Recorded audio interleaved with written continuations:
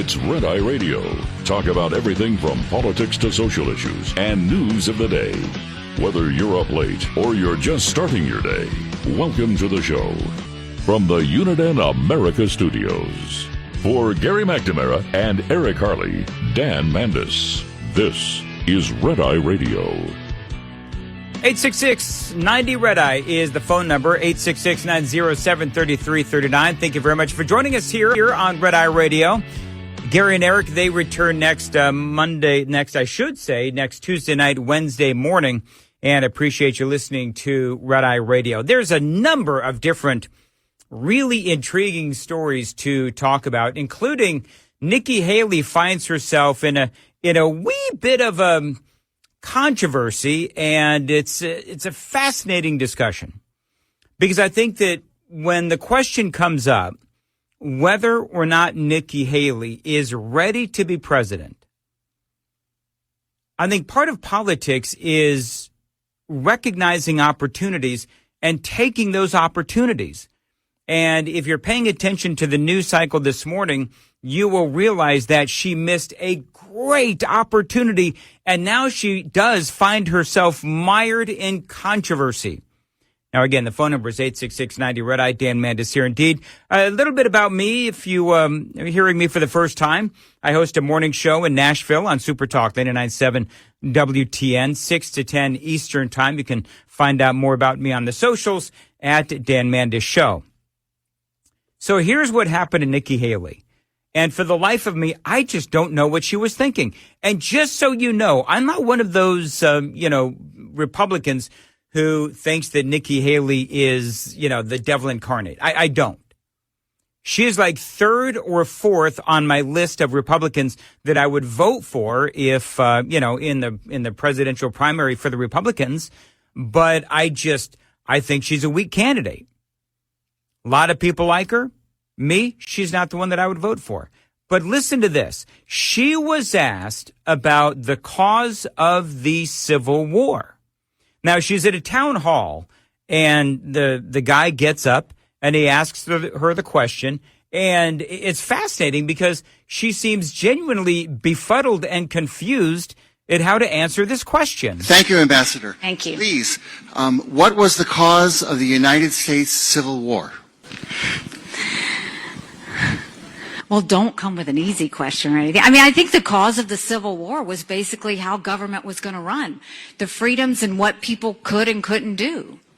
I mean, I think it always comes down to the role of government and what the rights of the people are.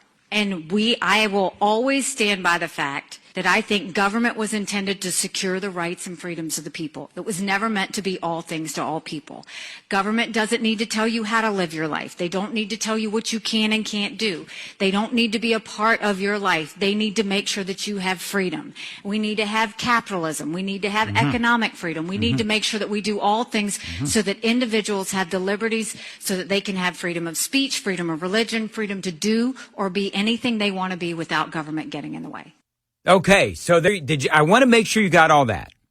Now, she is being roundly criticized by folks on the left because she didn't answer precisely exactly how they feel that she should have answered the question, which was she didn't mention anything about slavery.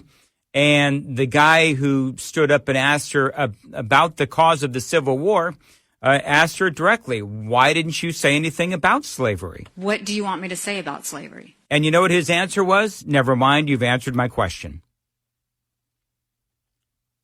And so now Nikki Haley is mired in a controversy because she refused to say anything about slavery as the cause of the Civil War. Now, here's what I mean when I say that she completely missed an opportunity. Now, we can argue all day long, and I have for years, about the start of or the causes of the Civil War. You know, some are going to say that the Civil War was about states' rights, but ultimately that right that they were fighting over or about was slavery. But some people will dispute that, and that's fine. We can all have our disagreements. But Abe Lincoln, of course, as you know, he's a Republican, just simply wanted to keep America together and united one way or another. You can also talk about the expansion of slavery into the West. That was also a big part of the cause of the beginning of the Civil War. You can talk about the economic ramifications of the South. If slavery were to end, how the South would really be impacted because they needed slavery for producing cotton. And the North, of course, a lot of folks will say, didn't necessarily need slavery for their economy. So there's a lot of different ways to talk about it. And I'm here to tell you, as a guy who has lived in the South for many years, this is still very hotly debated. But here's the point. We can all debate it until we're blue in the face on the cause of the Civil War. But where Nikki Haley went wrong, and this is why she's not ready to be president. Because this, for me, it would have been a great moment for her to embrace that it was the Republican Party who freed the slaves. And it's the Republican Party who right now are the ones who stand for the freedoms and the liberty that makes America great today. That's the whole point. I mean, she got mired down. It's like a minute, 15 seconds of, the government and what the government is supposed to do and not do and what the government stands for, so on. And I understand that. But to me, it is the Republican Party that does stand for freedom. It does stand for liberty. And it is the Democrats who want to keep America mired in the deep divisions of past generations by bringing up reparations, for example, and the politics of race baiting. So she completely missed an opportunity.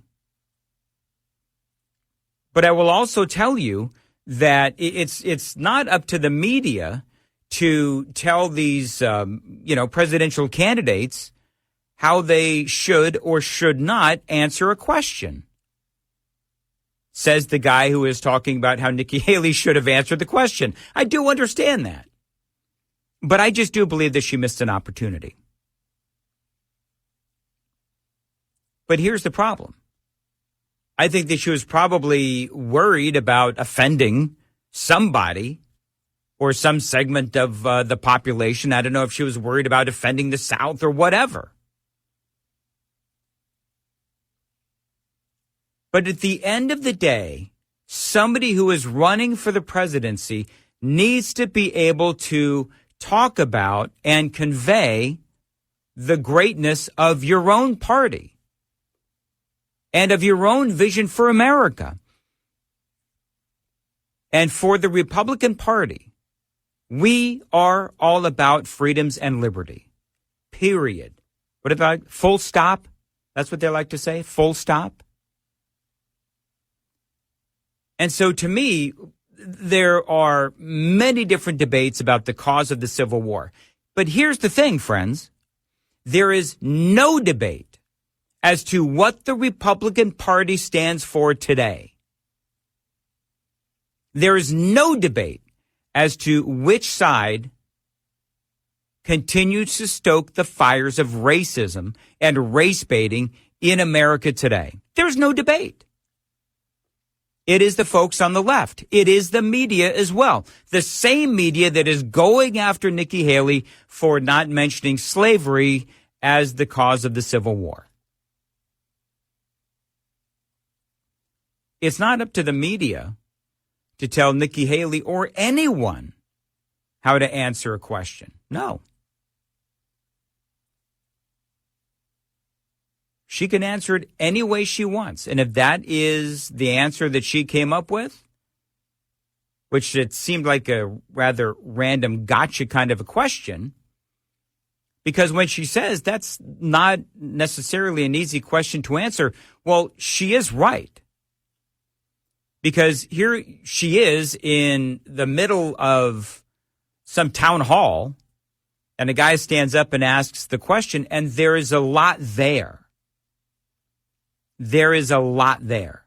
And everything that I just said, when you talk about, the expansion of slavery into the West, or the South needing slavery for their economy, the North not necessarily, states' rights. I mean, all of those points that I made, they're counterpoints to. So I do understand when she says, well, that's, not necessarily an easy question to answer. I mean, to me, it's an easy question. But I think she fumbled on the answer, because really the answer isn't about the cause of the Civil War. The answer is really what is going on today and how she can try to do whatever it is that she can to unify our country. Because let me tell you something, right now our country is not unified. And one of the big divisions that we have in America today is all the race baiting that is going on. And so for Nikki Haley, that is most certainly something that she should have called out the Democrats and the media on. But for her, that was how she wanted to answer the question.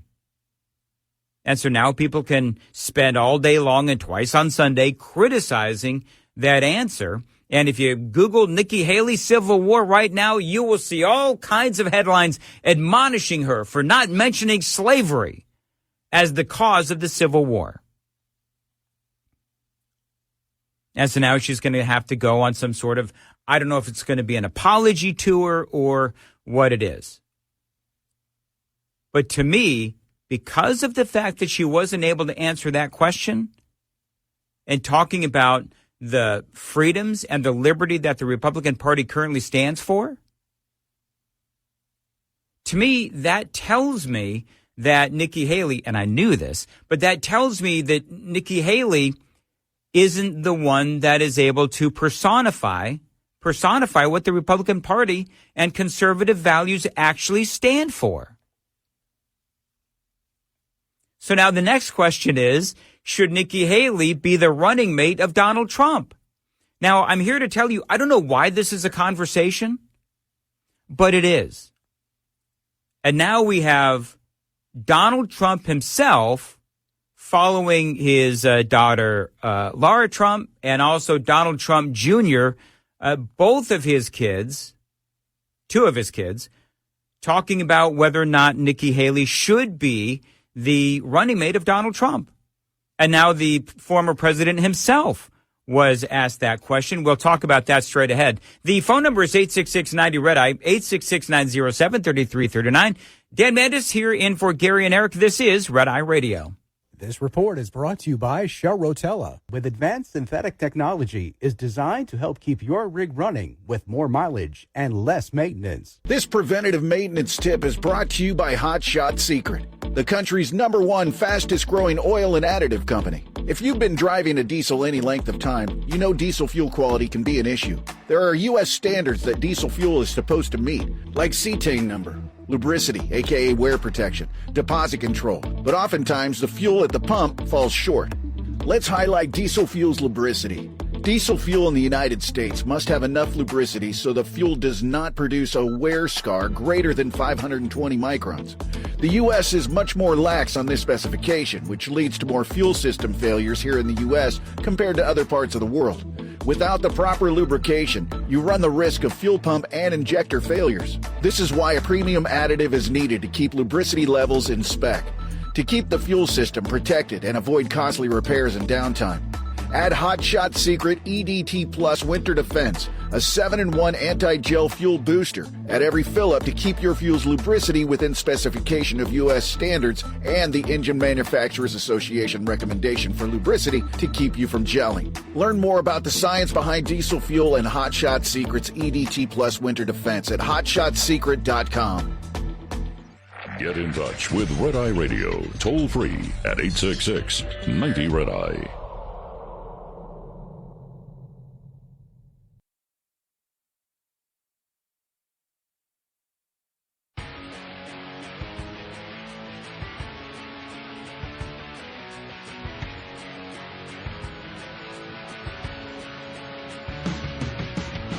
Red Eye Radio, 866-90 Red Eye, 866-907-3339. Dan Mandis in for Gary and Eric. Appreciate you listening, and they'll be back Tuesday night, Wednesday morning. So Nikki Haley, should she be Donald Trump's running mate? Now, I'm not entirely certain why this is a conversation. However, Donald Trump himself was on Newsmax. I'm going to play you that audio in a second, but first, his kids actually chimed in, and this is what Laura Trump had to say regarding Nikki Haley, and should Nikki Haley be her dad's running mate. Ever pick Nikki Haley as a VP? Would you ever do that? Crazier things have happened. I don't know. I would never say never with Donald J. Trump. All right, so that is Laura Trump, and she was on Newsmax, and so then you had Donald Trump Jr., because you know how this goes, right? So Laura Trump says, well, never say never. Then you have Donald Trump Jr., who was just triggered by the question, actually. Listen, I wouldn't have her out. I would go to great lengths to make sure that doesn't happen. Nikki Haley wants never-ending wars. She's a puppet of the establishment in Washington, D.C. She's the new favored candidate of the billionaire class because they want control. No different than academia and Harvard and using, their billions to exercise influence. They want someone they control. Ron DeSantis has proven that he doesn't have what it takes to be on that stage. He's embarrassed himself that way. She's now the preferred candidate. And by the way, all you'd get is a team trying to destroy Donald Trump from within forever. The second she ever got that, anointment, it would be a disaster of epic proportions. So I would hope that never is on the table, and I don't think it is. All right, so that is Donald Trump Jr. So you had Laura Trump saying, well, never say never. You had Donald Trump Jr. saying, yeah, say never. So the former president himself was then on Newsmax and asked the same question. Well, Nikki, I know very well, and I actually got along with her very well, and She wasn't going to run. She said I was a great president, and she would not run as long as I ran, and, that's famous. That's documented with her statements. It's on about 15 tapes and, broadcast all over the place. Right. And then one day she decided to run. So, I thought that was somewhat disloyal. Not nearly as disloyal as Ron DeSanctimonious, who I got elected. And then he, ran. So that was, and he's crashed and burned. But the point is that, look, I know her very well.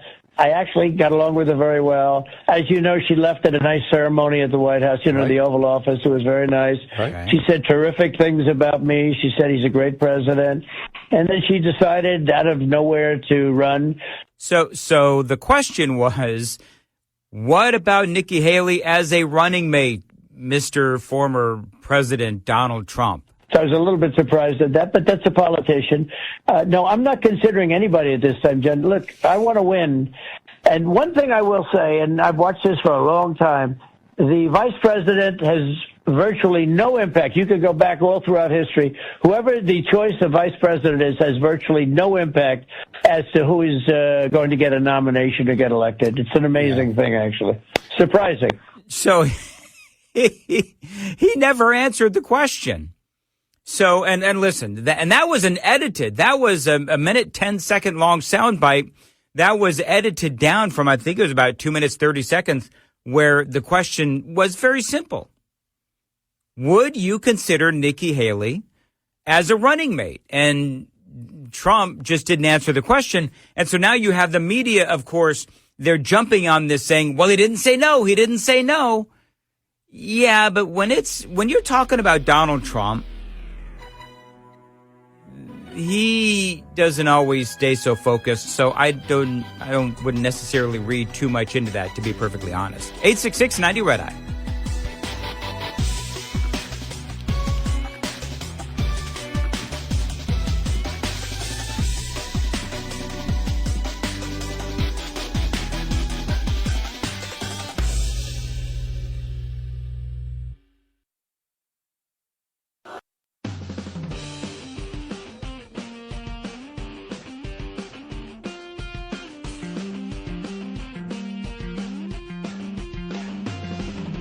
Red Eye Radio from the Uniden America Studios. Now, for Gary McNamara and Eric Harley, here is Dan Mandis. 866-90 Red Eye is the phone number. I've got to tell you the whole Nikki Haley thing and about whether or not she should be Donald Trump's running mate. The reason why I think that this is a silly topic of conversation, yet here I am on the national broadcast talking about it, is because I don't believe that Donald Trump would ever choose Nikki Haley as a running mate. I think that he would choose either Ron DeSantis, although he really doesn't like Ron DeSantis, but he would either pick Ron DeSantis, he would possibly pick Vivek Ramaswamy, maybe Tim Scott. I would really like Tim Scott, but I just don't see him picking Nikki Haley. So why this is even a topic of conversation, I don't know, and why it is that Newsmax goes off, and I played the audio right before the previous break, where you had Laura Trump and Donald Trump Jr. both chiming in, and they seem to have, differing answers. And then finally they ask, Donald Trump himself, and he didn't say no. He said that she was not nearly as disloyal as Ron DeSantis was. But I also don't believe that Nikki Haley, who is, still a young woman, I don't think that she would be Donald Trump's running mate. I think that she understands that there are some inherent challenges when it comes to being Donald Trump's vice president. Just ask Mike Pence. And so for Nikki Haley, I don't believe that she is willing to be Trump's running mate. And frankly, I believe that Donald Trump can do better. I really do. Because remember, one of the things that a vice president does or a running mate does is that person has to be an attack dog. Now, when it comes to Donald Trump, he is his own attack dog. So he doesn't necessarily need somebody who is also an attack dog. He needs somebody who, quite frankly, might be a little smoother around the edges. And so then I go back again to Tim Scott.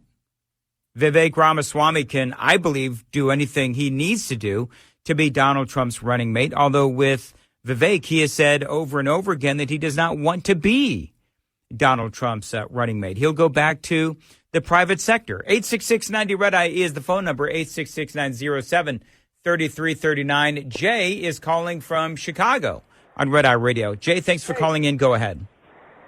Oh, my pleasure. I just think you're burying the lead a little bit. If you actually listen to what Donald Trump said, he said he's not considering anyone. So he's all about winning this thing. So until all that dust settles and all these people get shaken out for what they were or what they are or what they really truly stand for, I don't know that anybody you're seeing on that stage has any front runnership than anybody else on the planet, for that matter, to be the running mate for Donald Trump. Well, he's got to pick somebody there, Jay. Do you have any suggestions? Well, I think it's a great idea to not tip your hand, because why give the liberal media and the press something else to just run with and beat into the ground? You just hold your cards and you worry about that later. And then when you really want to rev them up and tick them off, that's when you tell them who it is. Who would I love to have? I'd love to have somebody. I don't want to lose any of the great senators because we only have like 3 of them. But I would love to see like a Rand Paul. I would love to see Tim Scott. I would love to see Texas. You said Texas. You're talking about Ted Cruz? Yeah, Ted Cruz. I'd love to see Texas Cruz. Right, exactly. But you run the risk of taking them out and putting that state or that seat in a vulnerable position. So I'm kind of torn on all of that. So I would like to somebody outside of the box, like completely outside of the box. And wouldn't it be hilarious if he picks? Wouldn't it be hilarious if he picked somebody like Elon Musk? He's got time on his hands. Oh my Lord! I'm just saying. Yeah, or it would blow their brains all over the streets. Their heads would explode. All right, so Jay, then let me ask you. Let me ask you this: what about? Because I know that somebody's probably going to call and bring it up. What about Tucker Carlson? Now, I'm gonna tell you my opinion on Tucker, but I want to hear what you have to say about it first. oh, well, that's not really fair. You got the big microphone. But I like Tucker, but I just think he's kind of a polarizing figure, too. You know what I mean? So and you've already got one polarizing figure. You need somebody who's more, I mean, everybody I mentioned is polarizing, too, but only to the left. Right. You know what I'm saying? Yep, Tucker I Carlson and Donald Trump are polarizing to both the left and the right, which is why I like them both. So here's what I would say about Tucker. Jay, here's what I would say about Tucker is that, and my local audience in Nashville knows this, I say this all the time, is that I think Tucker is a great influencer, and I think he is more influential not trying to be a vice president. I think that he is far more influential doing what he's doing, quite frankly. I don't think he needs to be vice president. I think he needs to do exactly what he is doing, which is he's getting ready to make, he's got his Tucker Carlson network or whatever it is. And I think that that's what he needs to do. And I believe that. I like that. But don't you think my Elon Musk idea is delicious? Just think about that. I think that would be a gasket. Well, it would because, and I think Trump. I should know this, but where was Elon Musk born? I'm not really sure either, to be honest with you. But I think South Africa. Yeah. No, I don't think I don't think he could be vice president if he was born in South Africa because I'd have to look up the rules. I don't know the rules either, but if he has dual citizenship, I don't understand why that would be an issue. Yeah, good point. Good point. Well, Jay, I'll have to look that up, and I appreciate the call very much. Thank you. Yeah, Elon Musk, just the sheer, and one of the things that I like about Donald Trump is, and I've had this debate before. I've had this debate where when you look at Donald Trump, and some of the things that he does. For example, over the last couple of weeks, what did he say?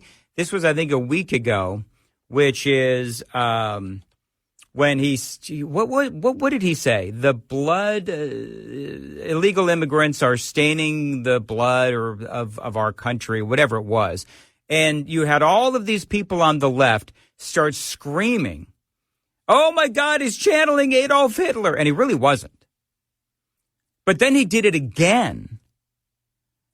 And he knows that what he is doing is he is, clearly, what's the best way to put this? Triggering people on the left. When he does something one time, he sees a response and then people go bat crap crazy and he does it a second time.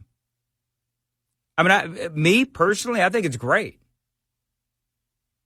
I do. I think it's great because part of what it does, and I don't mean to sit here and bag on Nikki Haley all night, but there's another soundbite that maybe I'll play a little bit later on where she talks about the situation regarding chaos. Remember that audio bite? I don't know if Gary and Eric played it, but there's an audio bite out there where she says that, and you've probably heard it, where chaos follows Donald Trump wherever he goes.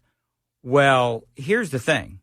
It is not Donald Trump's fault necessarily that chaos follows him.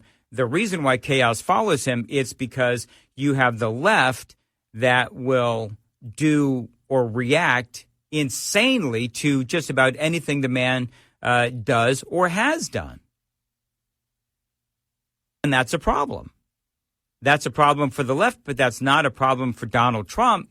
But to me, it seemed to me like, and I'll get into more of this later on in the show, to me it seemed like Nikki Haley was blaming the victim in this case when she's talking about, chaos follows Donald Trump wherever he goes. Okay, well, that's not necessarily Donald Trump's fault.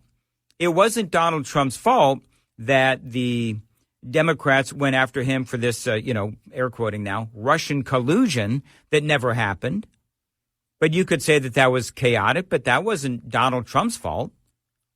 It wasn't Donald Trump's fault that the Democrats, coordinated with the help of Republicans, some Republicans, by the way, as well, the whole dirty dossier and made up all that BS. That wasn't Donald Trump's fault that happened. They lied about him and they lied to the American people. And so you can sit here and you can say, oh, well, Donald Trump, brings chaos. Well, Donald Trump brings chaos getting out of bed in the morning. But that's, again, not necessarily always his fault. It's because the media and the Democrats and some Republicans, they are so incredibly infused with Trump derangement syndrome that they are the ones that bring chaos. 866-90 Red Eye is the phone number, 866-907-3339. Lines open for your calls. 866-90 Red Eye on Red Eye Radio.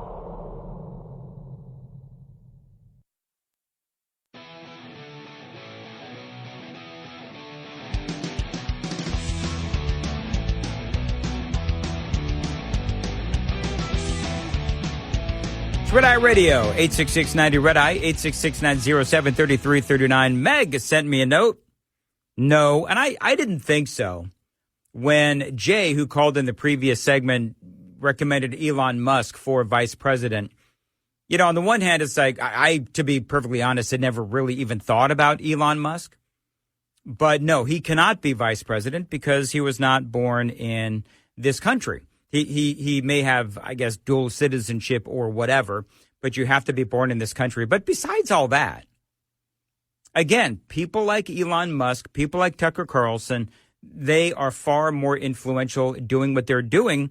Now, a guy found me on Twitter, and he says, "Good morning, Dan." Good morning. Let's Go Pitt, I guess, is his handle. Why is nobody recommending Tucker Carlson to be Trump's press secretary? Well, if you listen to me in mornings on Super Talk 99.7 WTN in Nashville, you will know that I have recommended just that, as a matter of fact. Either Tucker or Vivek Ramaswamy, either one of them would just be absolutely epic. Oh, can you imagine?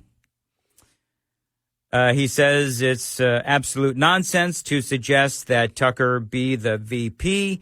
His forte is sparring with leftists, and as press secretary, he would be awesome. And he would also be entertaining. And I absolutely agree with that one. Got a lot of phone calls. Want to get to them. Daphne is in South Carolina calling Red Eye Radio. Daphne, go ahead. Good morning. Listen, Nikki Haley was not a good governor. The only reason that anything was accomplished in South Carolina was because we had a full supermajority of GOP in our Congress. As a matter of fact, she says that she admires Hillary, and she's more like Hillary than she is any GOP candidate, because she went around our Congress and gave 200 acres of land near a military facility here in South Carolina to the Chinese.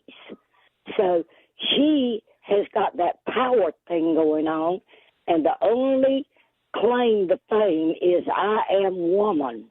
Okay? Thank you. All right. Thank you very much, Daphne. I appreciate it.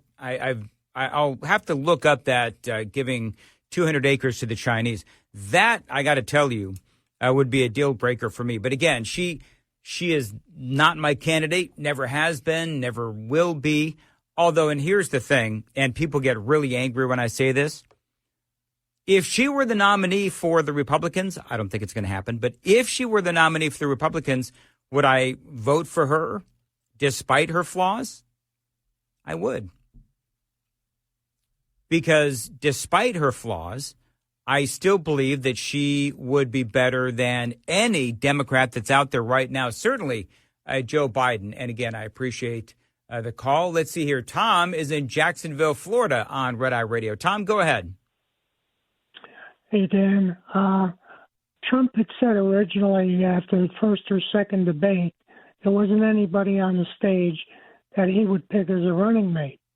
Well, my choice would be Sarah Huckabee Sanders, because she worked in his administration while he was president, and she's done a fantastic job in the state of Arkansas in many areas. So she would be my choice. You know, she's really good. I will tell you that I was a big fan of Sarah Huckabee Sanders when she was press secretary. And I was also a big fan of her dad, Mike Huckabee. Still am a fan of Mike Huckabee, actually. So, you know what? I could see that, but I would also say that I think that she's got a lot to learn about politics, given the fact that she's so new at it, because, you know, she was somebody who has been involved in politics. But I believe this is her first actual elected position as the governor of Arkansas. However, I like it. 866-90 Red Eye. Top of the Hour News is brought to you by House Products.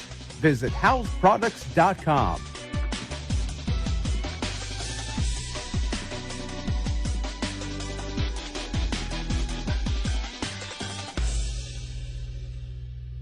This is Red Eye Radio on Westwood One.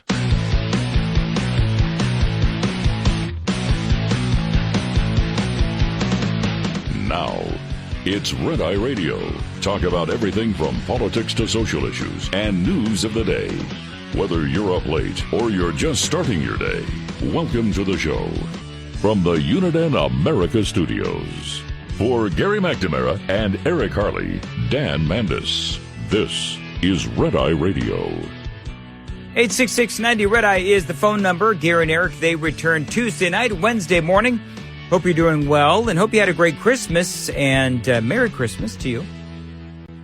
New Year's coming up as well. Had a caller from South Carolina call in the previous hour, absolutely blasting Nikki Haley for one of the big reasons was this land sale. Now, it wasn't a land sale to China. So I looked it up and had a couple of people send this to me as well. So basically what happened, and I've got some further information on her relationship with China. Because remember, right now, here in America, particularly if you're a conservative, China's the bad guy. There's no other way to put it. I mean, we could go down the road of COVID. We could talk about theft of intellectual property. We could talk about all of these people from China coming across our southern border. I mean, folks, I could do an hour on China. But what does all that have to do with Nikki Haley? Well, Nikki Haley has been talking a lot about the ills, the evils of China.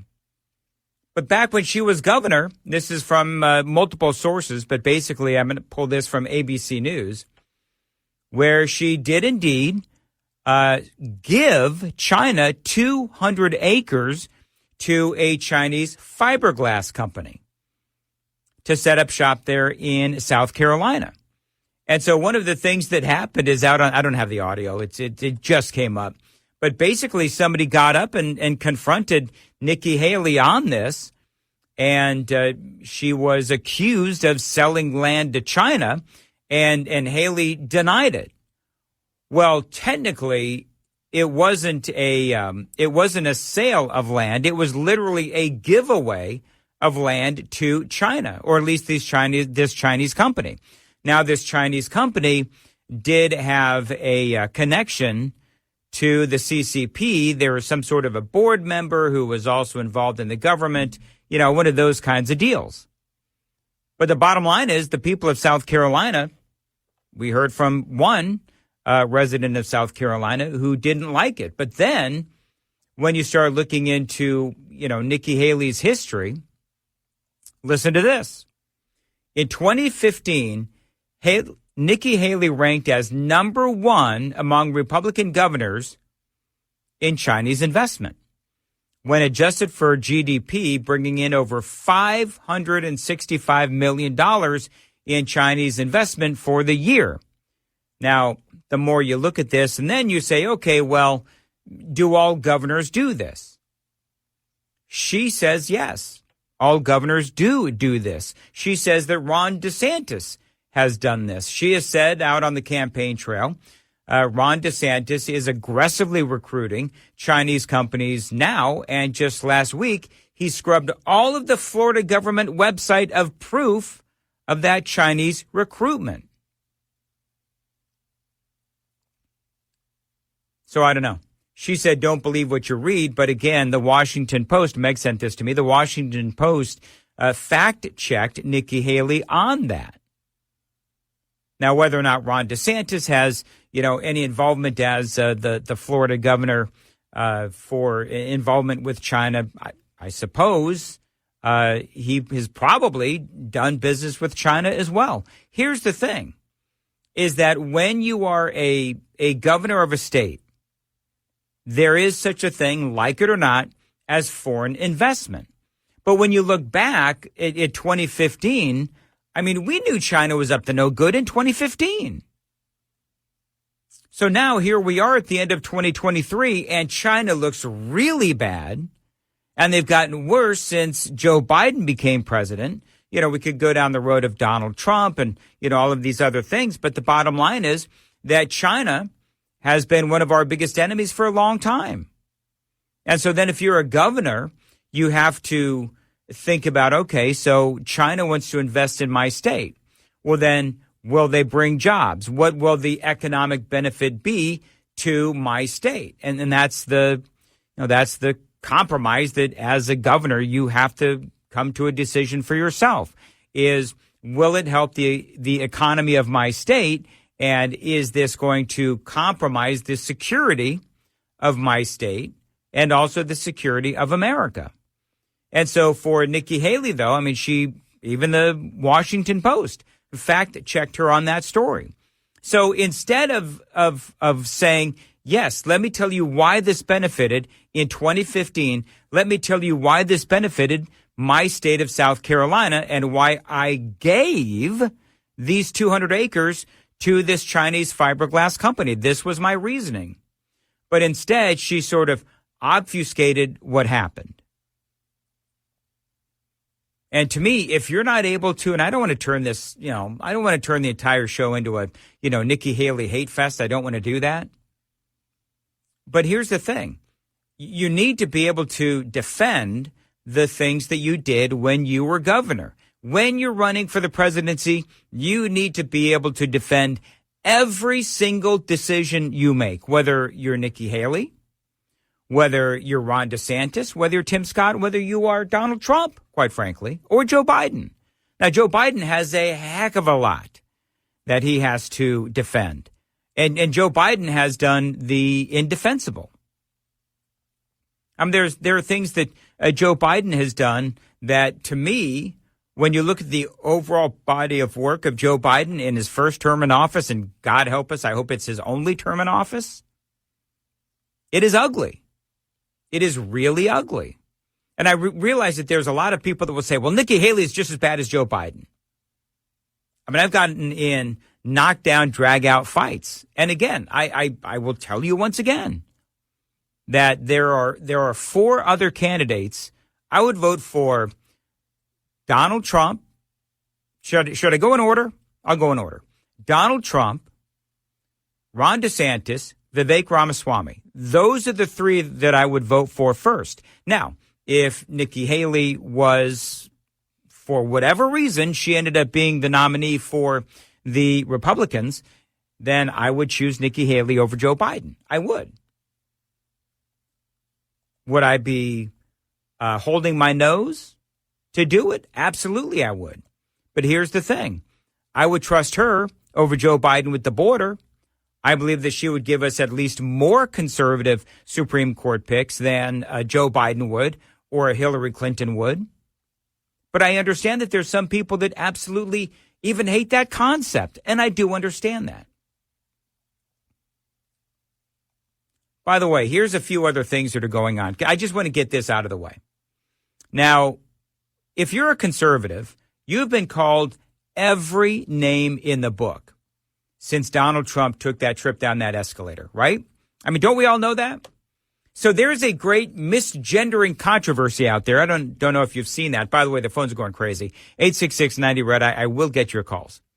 But there's now yet another misgendering controversy. Now, if you don't know what misgendering is, you have all of these, trans folks running around, and it's usually transgender woman or a man dressed up like a woman and gets all bent out of shape if somebody has the audacity to call him by his God-given gender. They call it misgendering. And here's the thing. Why is it, let me just ask you a rhetorical question. Why is it okay to call a conservative every name in the book? Misogynist, racist, homophobic, Islamophobic, Nazi. Did I already mention Nazi? I don't know. Nazi. Why is it okay for the media and people on the left to call us every godforsaken name in the book? Yet you have one person in the current great misgendering controversy who actually calls a man by his pronoun, which is he's a man, and all of a sudden this is a massive controversy. So this happened, I think this was in New York, where you've got transgender actor Tommy Dorfman accusing a Delta Airlines worker of committing a human rights violation after misgendering him during a row, which went viral this week. And so I've got the audio for you, and it is rather ridiculous. Here it is. And by the way, this guy, the Delta Airlines person who is working at the Delta Airlines desk, who is the victim of this verbal assault by this Tommy Dorfman, he handles this absolutely perfectly. So Dorfman, apparently this guy and another woman who worked for Delta Airlines had the audacity to call Dorfman a he. Listen. What about when a Delta employee misgenders you intentionally? While he's talking, you're talking. You just misgendered me again. Okay. Multiple times. Gotcha. Both of you have. Sorry. Wasn't intentional, but if you want to take it personal, that's also. Well, she did do it intentionally twice. You're talking to me too. You said she and then you said he. You're being condescending, and if you want to continue, I have full authority to escort you out the building this moment if you want to play that game with me. Okay. Would you like to continue 3 days before Christmas? I really don't mind. I'm good. I'll just put this on. I love that. I love what this Delta employee said.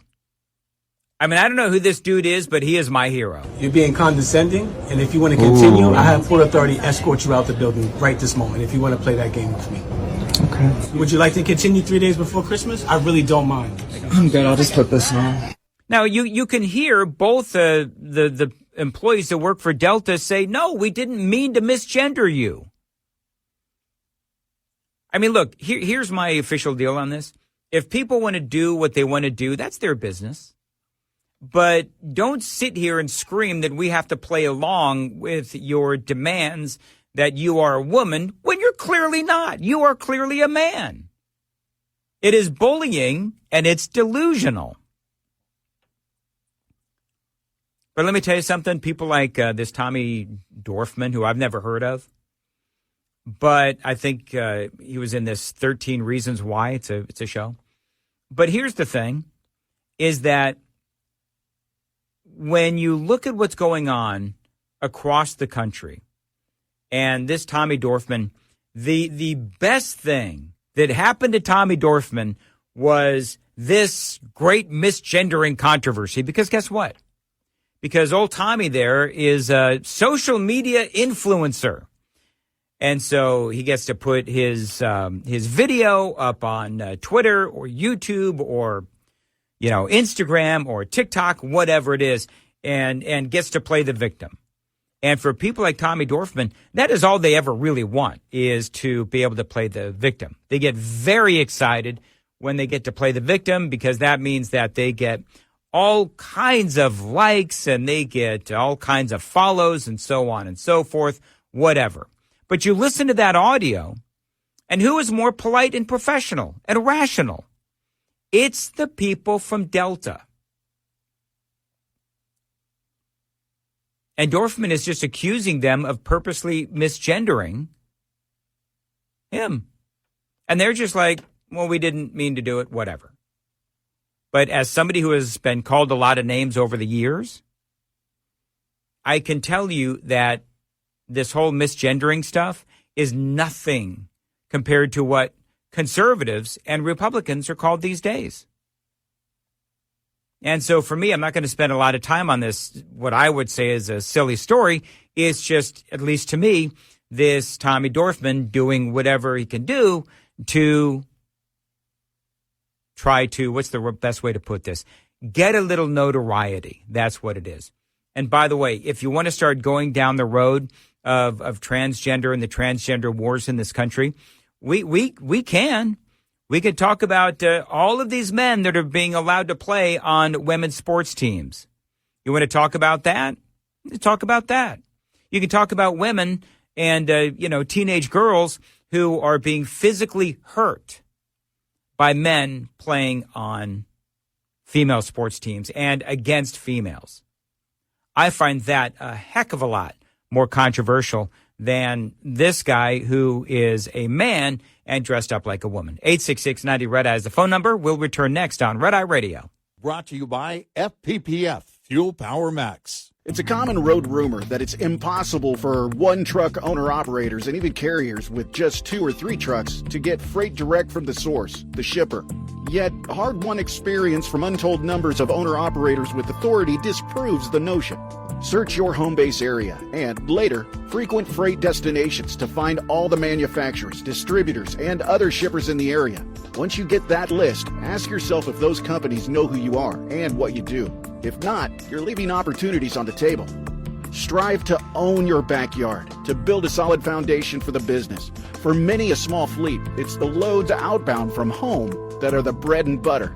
But you can take that same approach to the destination area, identifying shippers there and getting on the phone to make sure they know who you are and what you do. Owner-Operator Business 101 is provided by Overdrive's Partners in Business program. Go to overdriveonline.com to the Partners in Business section of the website for more detail on this and many other topics. Brought to you by Shell Rotella. With advanced synthetic technology is designed to help keep your rig running with more mileage and less maintenance. Get in touch with Red Eye Radio, toll free at 866-90 Red Eye.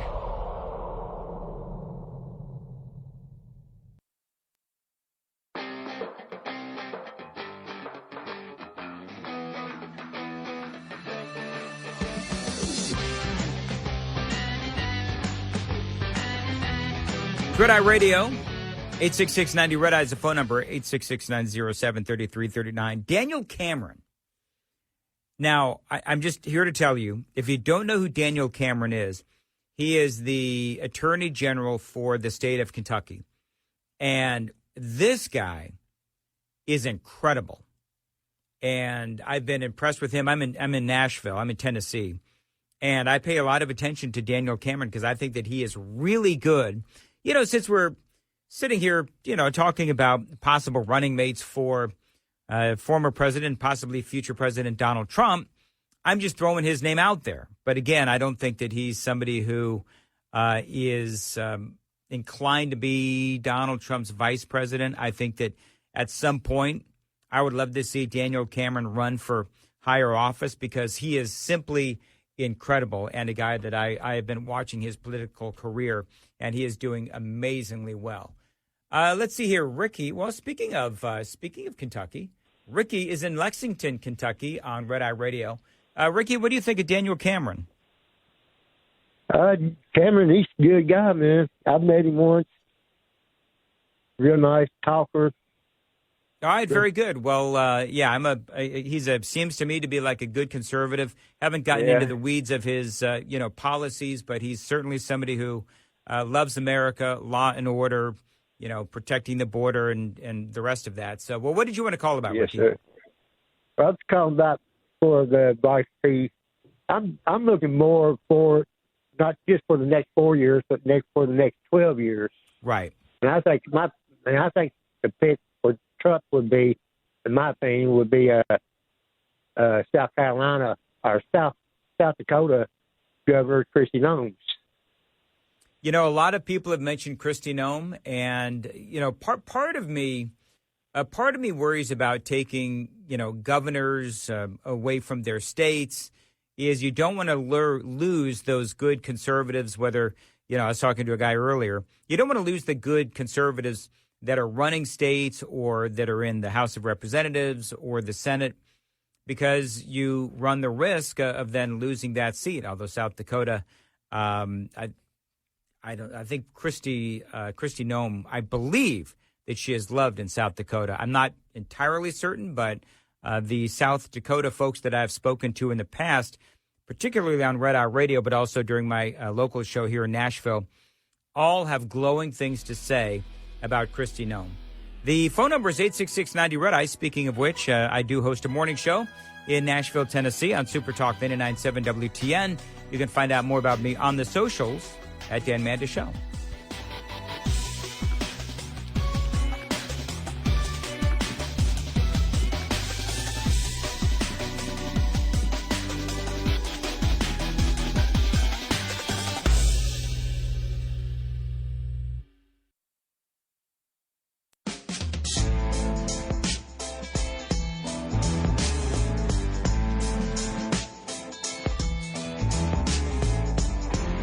Red Eye Radio from the Uniden America Studios. Now, for Gary McNamara and Eric Harley, here is Dan Mandis.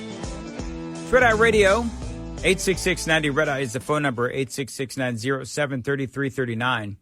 So there is some audio that I referenced earlier. I want to play for it for you now. And I got to tell you, it takes a lot to trigger me to the point where I get really, really angry. Because I have seen so much in, years and years of hosting talk shows. And I feel like I have seen it all. I feel like I've said it all. And I got to tell you, nothing really surprises me anymore. And I don't necessarily get angry all that often. Then I heard this audio from Nikki Haley. Even talking about this situation, I think what they're saying is Americans are tired. They don't want the chaos anymore. They don't want this to happen. And, look, I have said, I think President Trump was the right president at the right time. I do agree with a lot of his policies. But rightly or wrongly, and again, this is wrong what Colorado did, chaos does follow him, and we can't have a country in disarray and a world on fire and go through 4 more years of chaos. We won't survive it. You don't defeat Democrat chaos with Republican chaos. So this isn't Donald Trump's chaos. This is the Democrats causing this chaos. Now, this was when that was recorded. She was being interviewed. She was asked about Colorado trying to kick Donald Trump off of the ballot there. That's going to go to the Supreme Court. More than likely, it will be knocked down. But she's referencing chaos. And to me, she's equating Donald Trump and chaos. And while I do understand that, I don't believe that you can hold Donald Trump accountable for something that, one, he didn't do, which is inspire and take part in an insurrection, which is what the whole thing in Colorado is all about. But number two, he wasn't even allowed a defense in all of this. Because remember, the Supreme Court in Colorado, what they did was they basically used as the basis for kicking Trump off of the ballot in Colorado was the January 6th Commission. Well, in the January 6th Commission, Nikki, Donald Trump wasn't even allowed to defend himself. And so for Nikki Haley, when she says things that are so, at least to me, so incredibly infuriating. You don't defeat Democrat chaos with Republican chaos. I don't believe that Donald Trump brings this, quote, Republican chaos. I think that what she's doing is, and I also, by the way, would disagree, when she says that, Americans are exhausted. I don't believe that Donald Trump supporters are exhausted. I think that Donald Trump supporters are really angry and motivated. I don't think Trump supporters are exhausted at all. Now, I believe that if the American people are exhausted because of this chaos that Nikki Haley is talking about, well, don't blame Trump. I mean, I will be the first to admit that as a guy who is supportive of Donald Trump, he doesn't always help himself. I understand that. He doesn't always help himself. And I think that he actually thrives on some of the chaos that the left brings. But I think that chaos that the left brings, I think that by and large, this is something that Donald Trump, and again, I will say that there are times when he purposely brings it on himself, and I do understand that. But when it comes to Colorado, when it comes to what happened with the Russian collusion, the Mueller report, and all of those other things, the impeachment, that wasn't Donald Trump that brought that. That was the Democrats. Now, Josh is in Kansas City on Red Eye Radio. Josh, go ahead, sir. Yes, sir. So I basically what I wanted, the main point, like you pretty much said it. Like, I don't think it's fair to say that chaos follows Trump. Chaos chases him, and the type of chaos that is chasing him. Now, I'm with you. Me personally, I just recently, in the last couple of years, started getting in, listening to politics and stuff, and paying attention.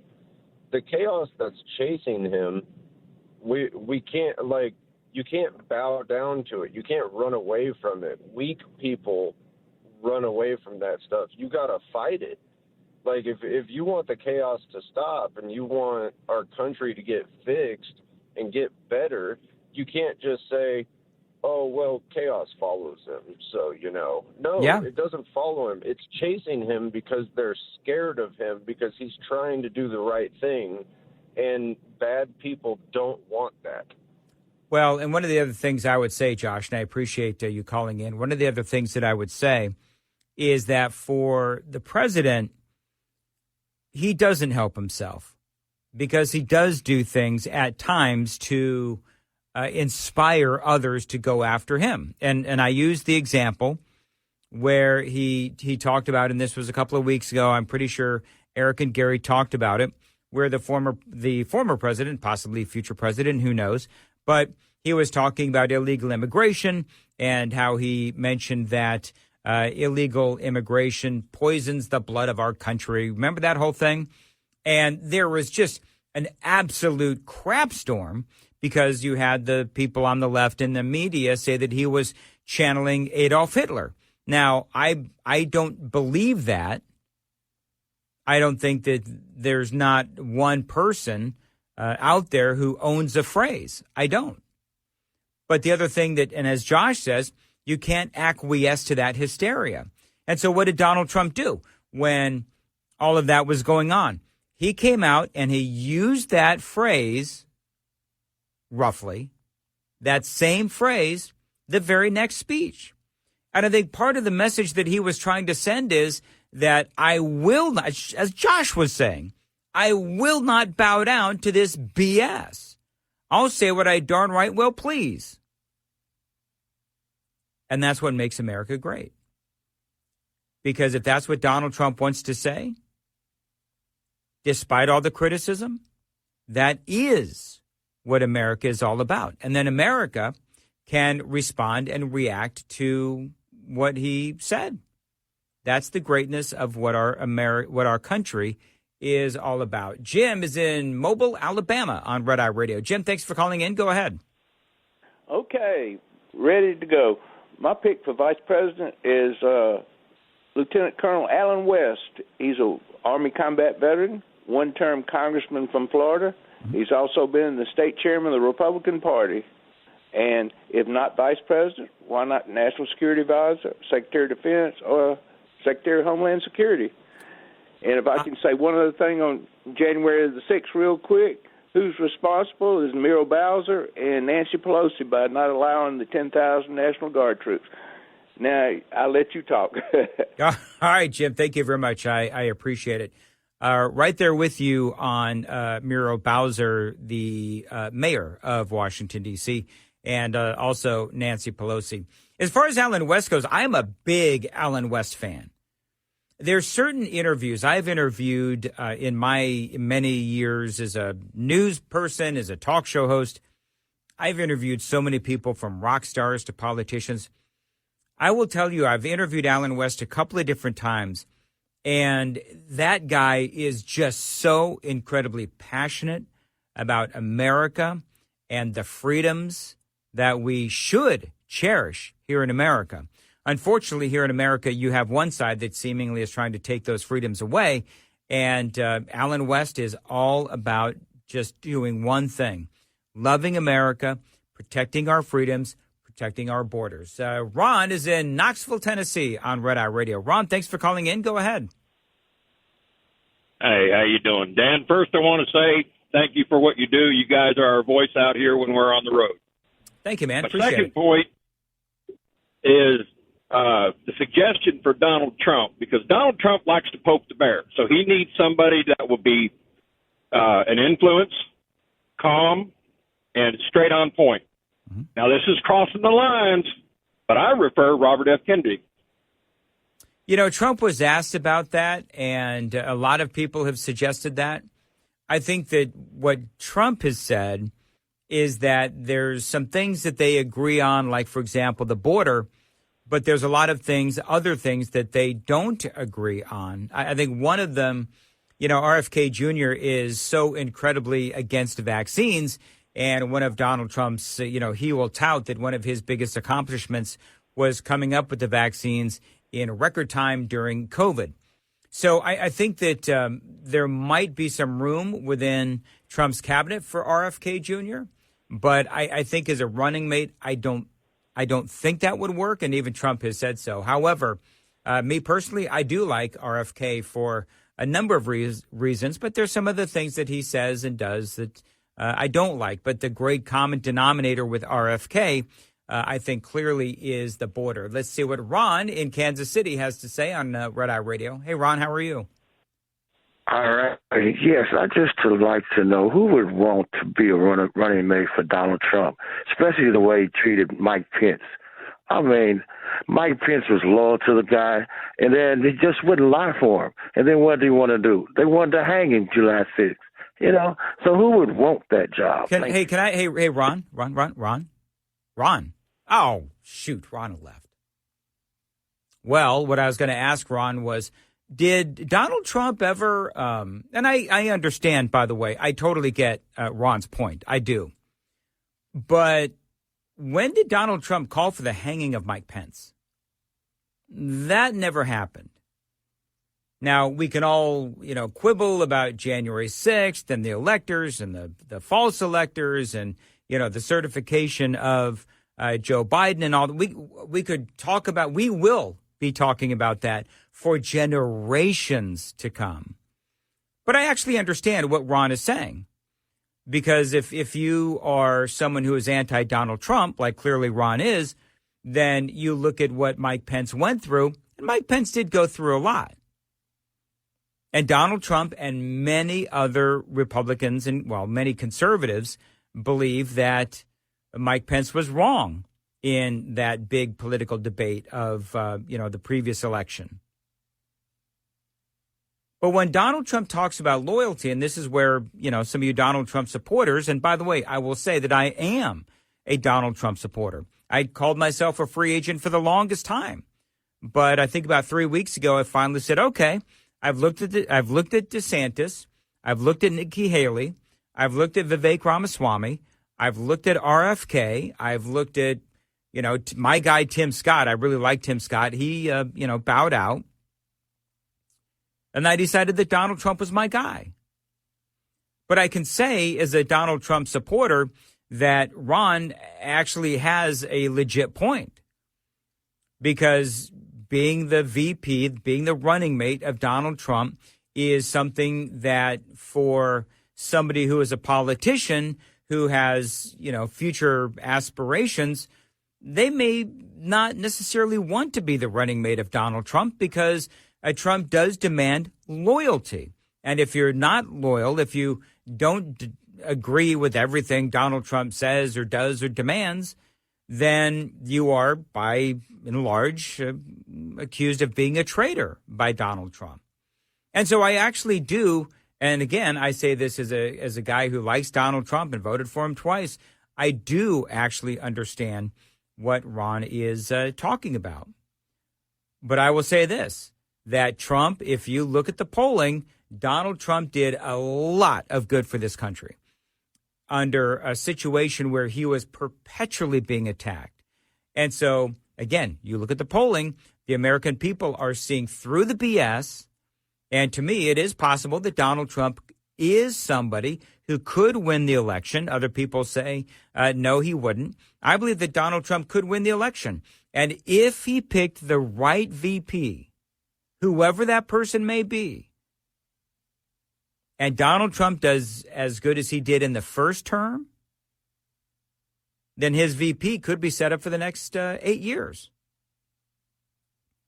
It just depends on what happens and what that person ultimately goes through during the time as Donald Trump's vice president. But that is all speculation. Who knows who the former president is going to choose? But it is a great debate. 866-90-RED-EYE, 866-907-3339. Lines open for your calls. 866-90-RED-EYE on Red Eye Radio.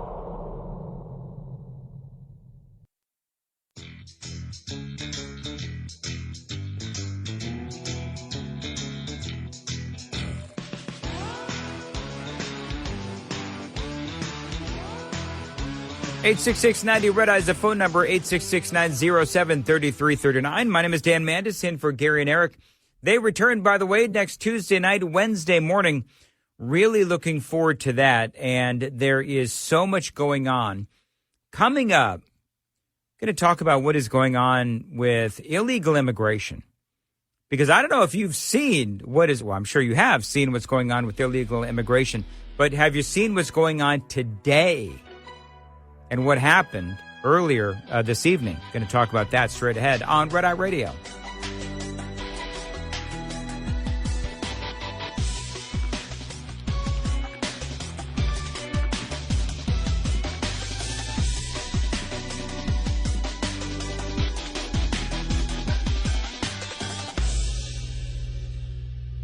This is Red Eye Radio on Westwood One.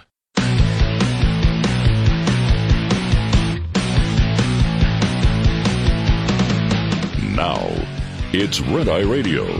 Talk about everything from politics to social issues and news of the day. Whether you're up late or you're just starting your day, welcome to the show. From the Uniden America Studios. For Gary McNamara and Eric Harley, Dan Mandis, this is Red Eye Radio. 866-90-RED-EYE is the phone number, 866-907-3339.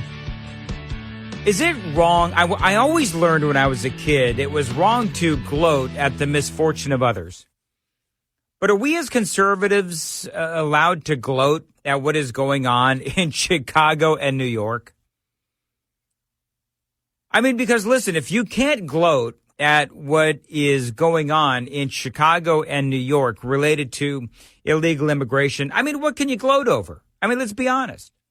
So in the news today, the mayors of New York, Chicago, and Denver are asking the Biden administration for more help in addressing the migrant crisis in their cities. Now, everybody knows what's going on.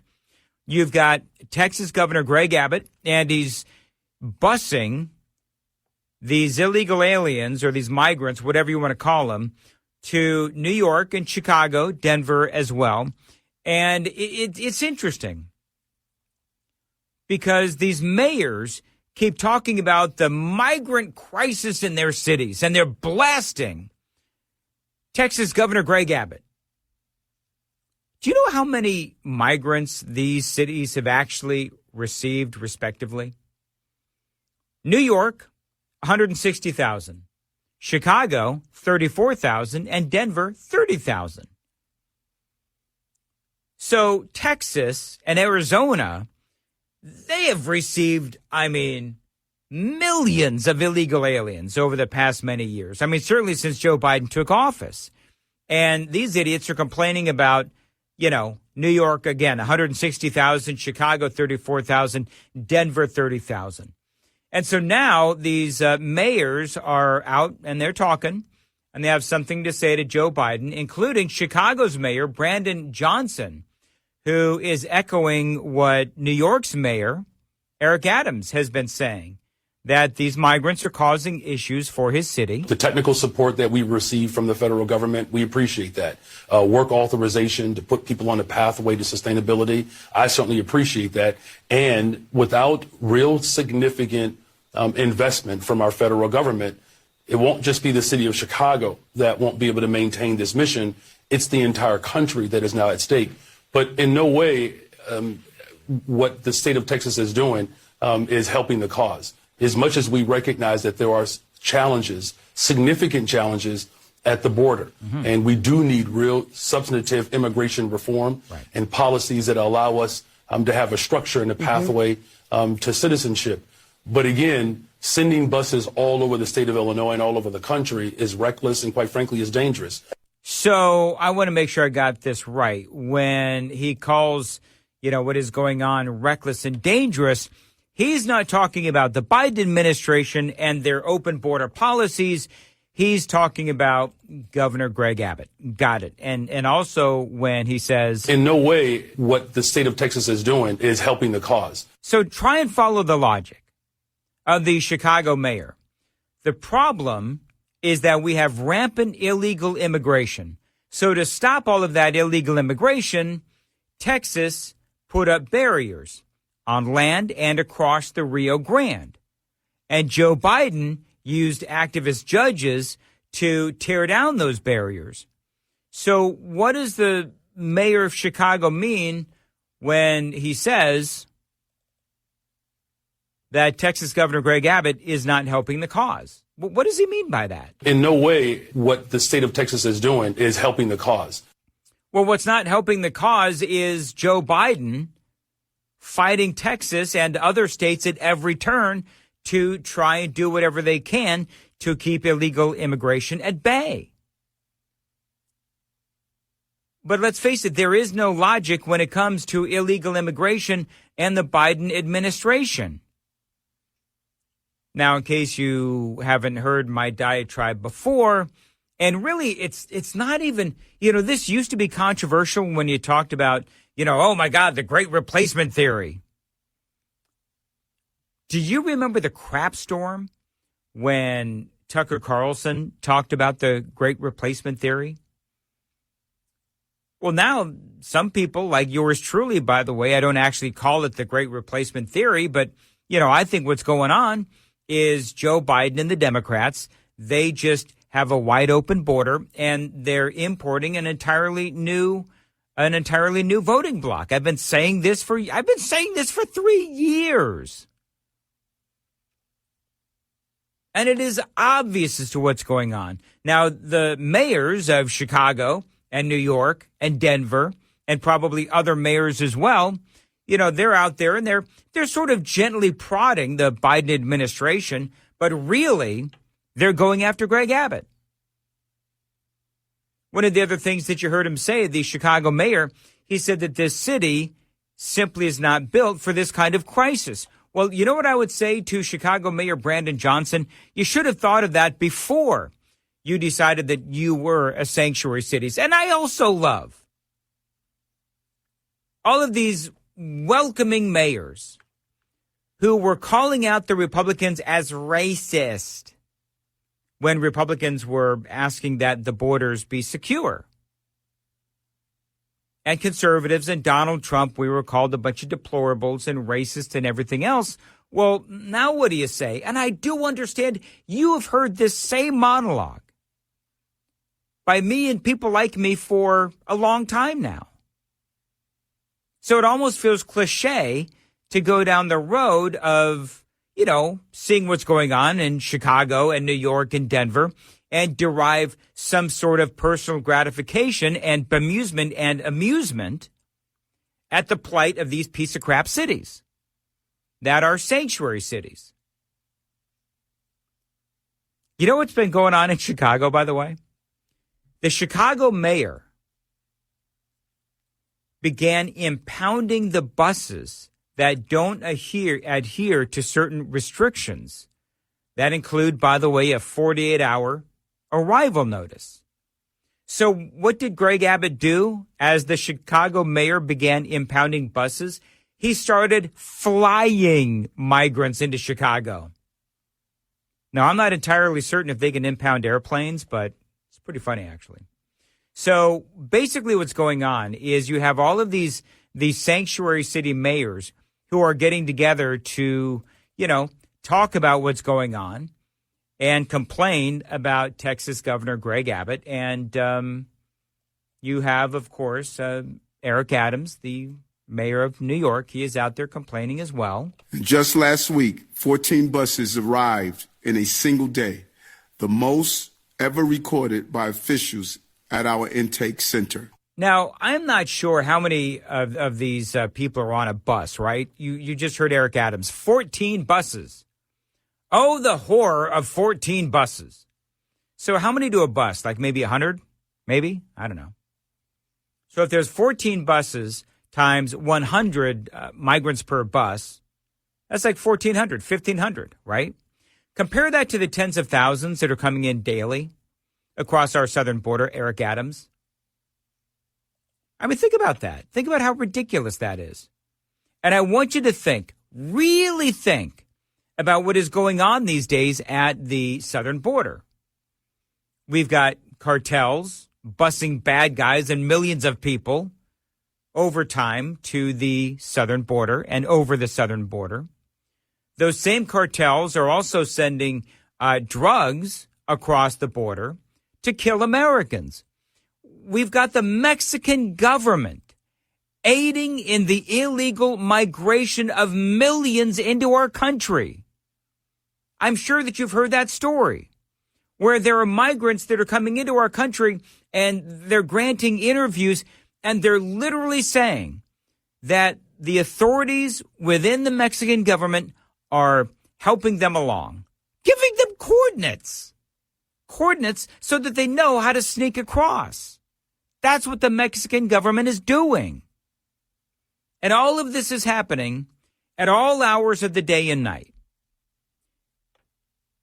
Yet you have Chicago's mayor and New York's mayor who are trying to put restrictions on when Governor Greg Abbott can send illegal aliens to their cities. To provide 32 hours notice in advance of their arrival into New York City. To make sure we have sufficient staffing, we are also requiring that these charter buses arrive only between 8:30 a.m. and 12 p.m., Monday through Friday, and to only drop off passengers at one spot unless directed otherwise by New York City Emergency Management. So now Adams has a ton of issues inside of his city, right? His approval ratings are just, underwater. The New York Times blasting his performance on handling the migrant crisis. This is from Fox News. The Republican executive of Orange County, Stephen Newhouse, telling the New York Times that Eric Adams sent 2 buses of migrants to his county without making good on his promise to contact him before proceeding. So Adams is making all of these demands of Greg Abbott, despite the fact of what Greg Abbott is dealing with on the southern border. Adams is making all of these demands, and he himself is breaking these demands. Newhouse says, I never heard anything back from the Manhattan mayor. Soon, 2 buses of migrants with New York City police escorts arrive in his county of Orange County, arriving at an Orange County hotel. Other officials in upstate New York also complained that Adams did not give them adequate warning before sending buses of migrants upstate. Daniel McCoy, the Albany County executive, telling the New York Times it angered everybody. So you just heard Eric Adams say that he needed notice that all these folks are coming from Texas. Yet here he is doing the exact same thing that Greg Abbott is doing, sending migrants to other counties with zero notice. Federal authorities have continued to see record illegal immigration at the southern border in recent weeks, exceeding capacity with more than 20,000 migrants in custody each day, according to federal data recently obtained by the Daily Caller News Foundation. In fiscal year 2023, Border Patrol recorded more than 2 million encounters with illegal migrants crossing the southern border, according to Customs and Border Protection. So there you go. Now, earlier today, or yesterday, Wednesday, I guess, there was a big meeting with Anthony Blinken and Alejandro Mayorkas. And wait till you hear what happened at this meeting, because they had a meeting with the president of Mexico. And I'm going to tell you what happened on that straight ahead right here on Red Eye Radio. I want to say hello, though, to Walter in Philadelphia, calling 866-90 Red Eye. Walter, thanks for calling. Go ahead, sir. Good morning. How are Morning. you today? I'm good. Go ahead, sir. I would disagree with the idea that Trump does not bring drama. I agree with Nikki Haley, and I think that for everyone who kind of puts rose-colored glasses on the last administration, they skip over his negatives. I mean, I don't see anyone from his last administration that wants to work with him again. I saw a White House staff that was full of mess. I see a guy who never takes responsibility for anything and is basically running an election as cover for all of his legal problems so he can say, well, I'm the leading candidate. I want someone who is going to manage the country and is going to be able to deal with Congress, not somebody who's just out on a 4-year revenge ride. All right, so a couple of questions, Walter. Walter, can you hold on, because I'm too close to the break. Can you hold on, and I'll talk to you about this coming up next? Okay. All right, great. Hold on, Walter. We'll return next, 866-90 Red Eye on Red Eye Radio. Get in touch with Red Eye Radio, toll free at 866-90 Red Eye.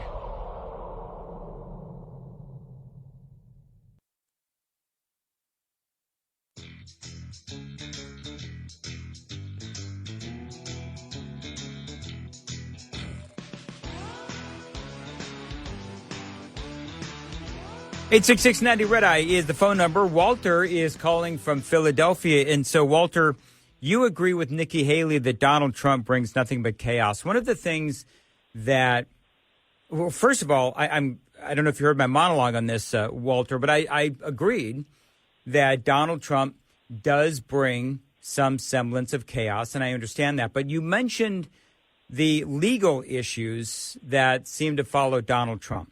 So does it matter to you at all that there are many, many legal experts who look at the legal issues that you referenced and say that they have no merit?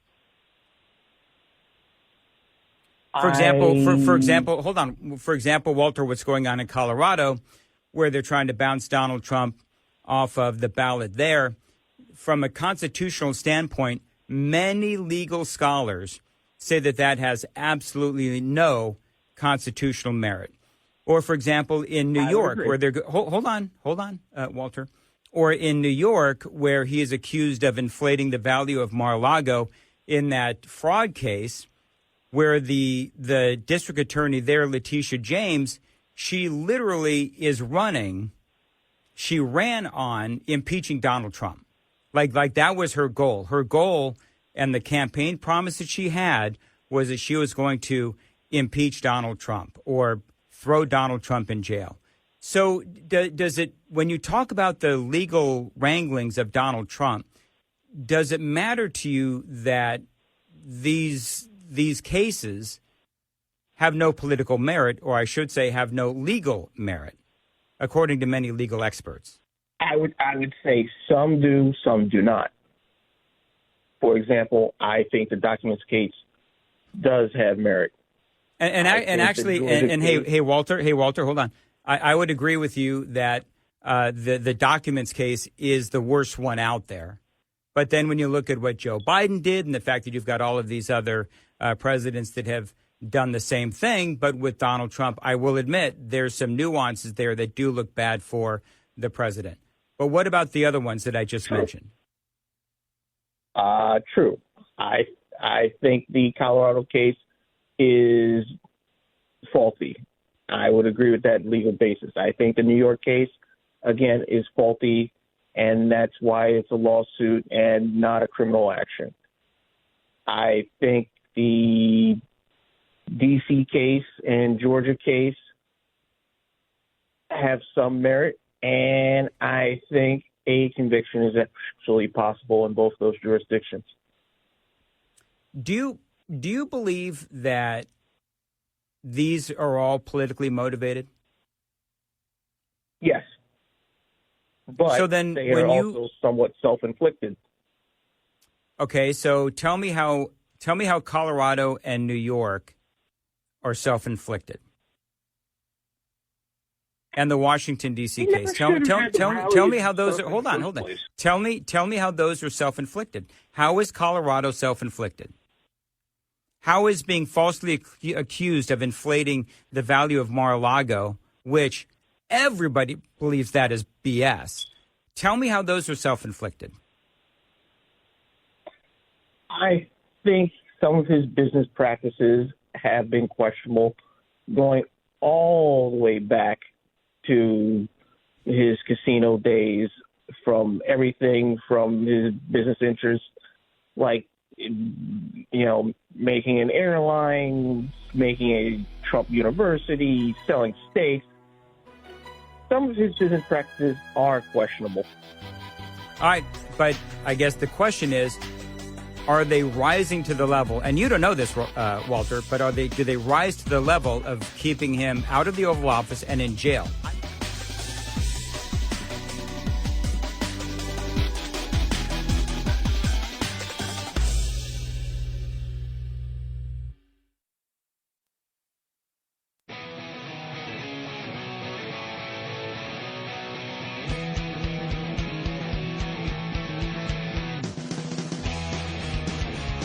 Red Eye Radio from the Uniden America Studios. Now, for Gary McNamara and Eric Harley, here is Dan Mandis.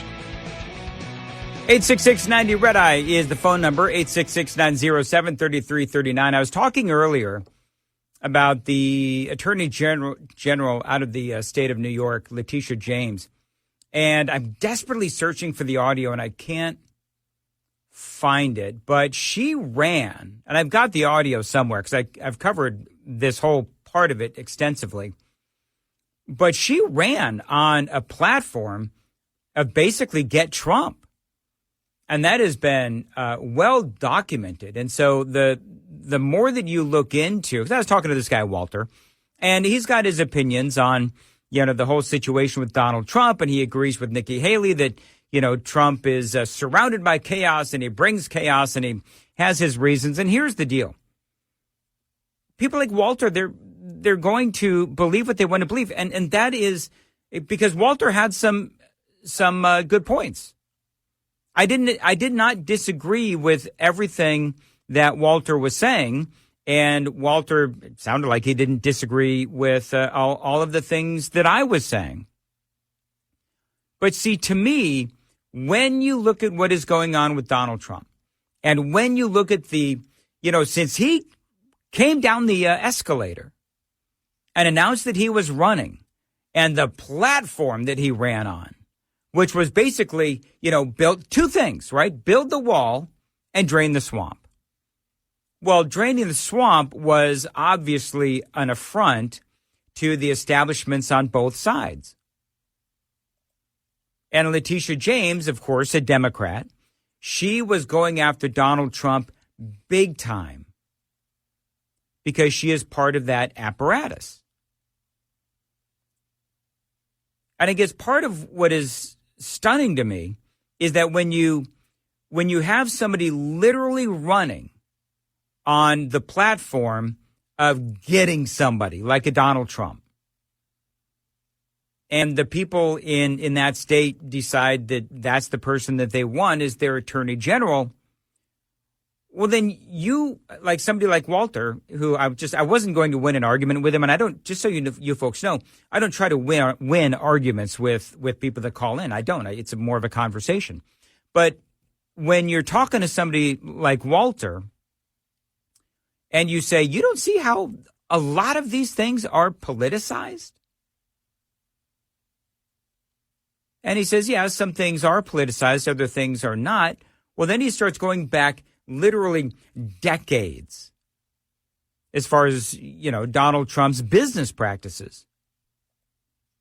But the question is, okay, well then why all of a sudden now is the former president and possibly future president, he's being brought up on all of these various indictments when he announced that he's running for re-election or running for a second term?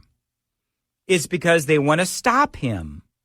Now, as far as the documents case, and Walter brought it up, and I didn't want to, belabor the point, but with Donald Trump's documents case, the fact that he brought the documents back to Mar-a-Lago, I believe that he had every right to do that. Now, where he's going to get into trouble, perhaps, is the situation with obstruction of justice, where he told, I think it was the groundskeeper, that he needed to erase the tapes and moving the boxes and all that kind of stuff.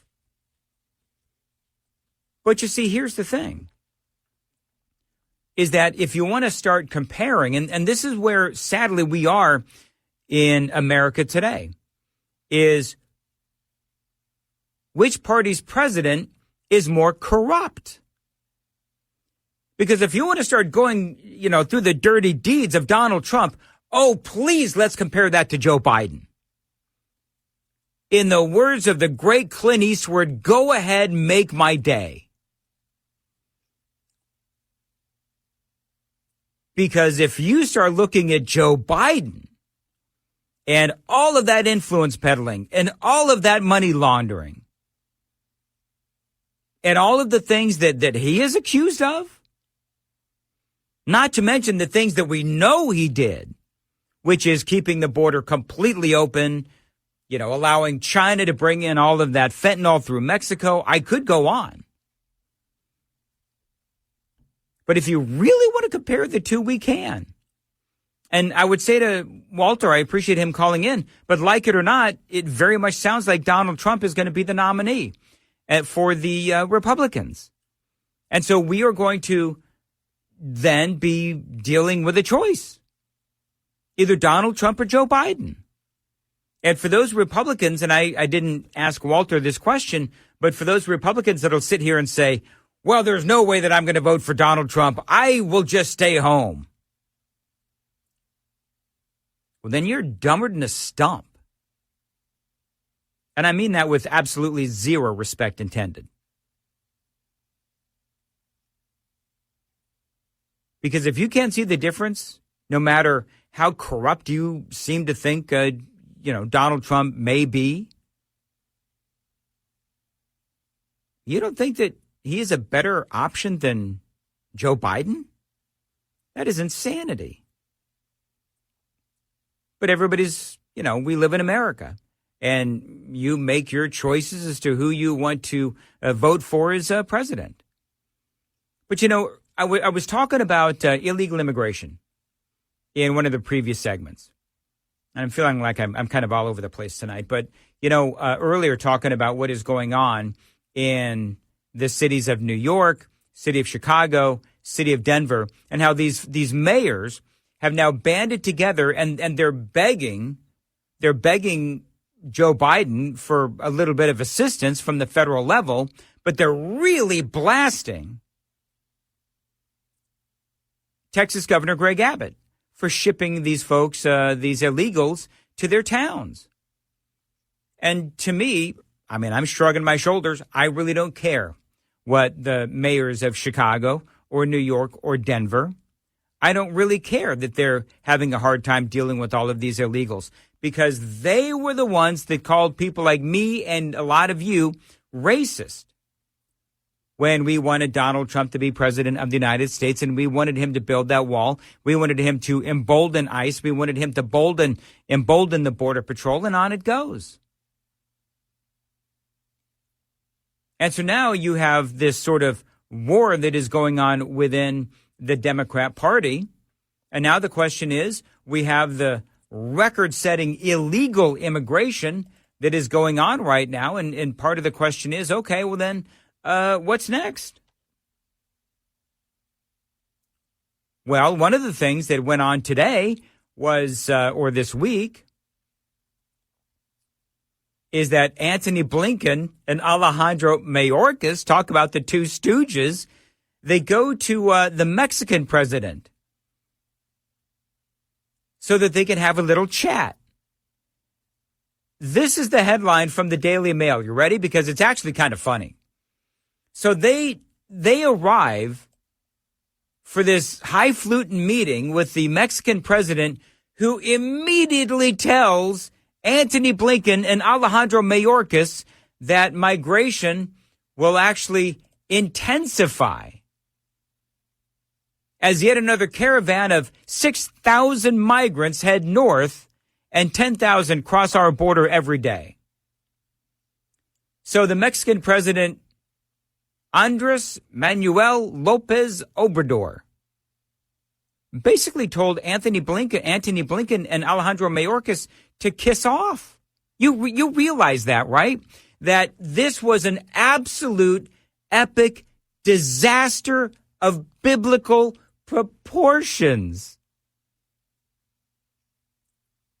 Because Joe Biden, who, by the way, America is on fire right now. And Biden's off on another vacation.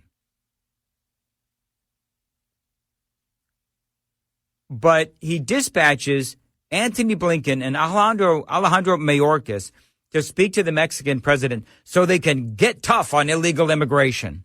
And basically the Mexican president, there's nothing actionable. The only headline that's coming out of this meeting is that he told them, oh, yeah, this is going to get worse, not better. So you want to talk about a foreign policy disaster. The visit by Secretary of State Blinken and Homeland Security Secretary Mayorkas is widely seen as a chance for the Biden administration to increase pressure on Mexico to tighten border security ahead of next year's presidential election. But the Mexican president got his response in first, saying the U.S. Congress should offer more help to Latin America rather than building walls. In other words, he basically, cut the whole thing off at the pass. Lopez Obrador did. So what does that tell you? It tells you that here we have yet another world leader, fresh off of Xi Jinping, telling Joe Biden, oh yeah, we're going to get Taiwan. We're going to get Taiwan. His crooked finger right in our president's face, saying we're going to get Taiwan, and now we have another world leader. The Mexican president saying, oh yeah, this whole thing, it's going to continue. Doesn't matter what you say or what you do. Antony Blinken posted this. You ready? How do you know that this trip was a complete and utter failure? By looking at this tweet by Antony Blinken. The U.S.-Mexico partnership is crucial to prosperity and security in our countries and throughout the Americas. Good to discuss these issues and our shared efforts to reduce irregular migration with Mexico's president today in Mexico City. Is that it? You know what we call that? We call that platitudes. That's what we call it. Robert Charles is a former Bush 43 Assistant Secretary of State talking about these meetings today and how really not a whole heck of a lot was accomplished. President Trump was right. The bottom line is you not only have insecurity all over the United States as a result of this, with 100,000 kids now dying of fentanyl that gets shipped with precursors from China, then made in Mexico and shipped up here to kill our kids. But you've also got a terrorism threat with sleeper cells that are very real here. So I think this is becoming very fast becoming one of the couple top issues in the country. And I did mention it earlier in the program today. There are migrants out there that will say that the authorities in Mexico are actually helping them come across our southern border. So here we are yet again, a laughingstock to the rest of the world. Sean is in Pensacola, Florida on Red Eye Radio. Sean, how are you? Good morning. I'm good. I just wanted to say that I don't think there was a lot of chaos with Trump in office. I didn't have to watch the news every day. I didn't have to worry about a terrorist showing up on my doorstep. Mm-hmm. The country just seemed to flow, even with all the resistance that he had. You know, Sean, you bring up you bring up a great point, which is if Nikki Haley, and this goes back, quite some time in the broadcast now, but Nikki Haley is out there saying that the American people are tired of the chaos that is surrounding Trump. Sean, you bring up a great point. Nikki, if you'd like to talk about chaos, let's talk about what is going on in those Democrat-run cities across the country. You really want to see chaos? That is where the chaos is. And, Sean, that is a great point, my friend. 866-90-RED-EYE, 866-907-3339. My name is Dan Mandis. This is Red Eye Radio. Lines open for your calls. 866-90-RED-EYE on Red Eye Radio.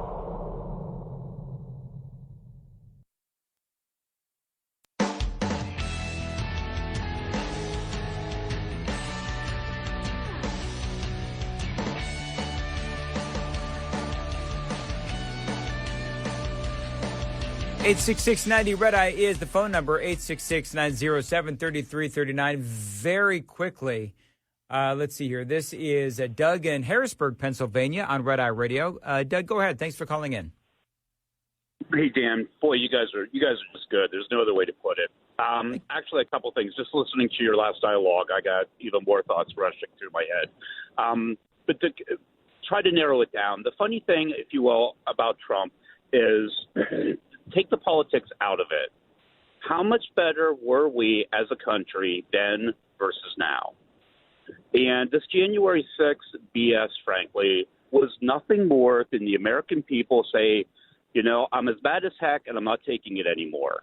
And the stupid politics of he was inciting riots and things of that nature, take off the rose-colored glasses and see what's really going on, people. He was for and still is for the country. He wants the best for us, etc. And, what's going on right now, we should all be rioting daily. And I'm not trying to incite a riot, but we should all be yelling from the rooftops that we've had enough and we're not taking it anymore. And we'll leave it there. Doug, thank you very much for the call. I appreciate it. Got a lot more straight ahead. Dan Mandis here on Red Eye Radio.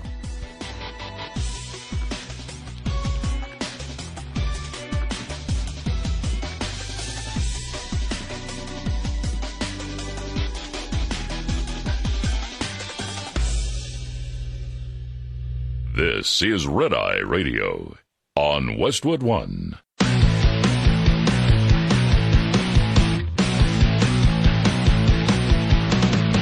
Now, it's Red Eye Radio. Talk about everything from politics to social issues and news of the day. Whether you're up late or you're just starting your day, welcome to the show. From the Uniden America Studios. For Gary McNamara and Eric Harley, Dan Mandis. This is Red Eye Radio.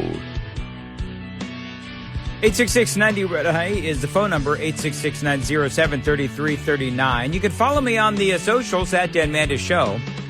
I'm on Twitter, I'm on Instagram, I'm on Facebook as well. And I want you to go to my Twitter feed because I posted a video that was making the rounds yesterday. And it's actually probably the last couple of days where you see police in New York City just absolutely battling these anti-Israel protesters.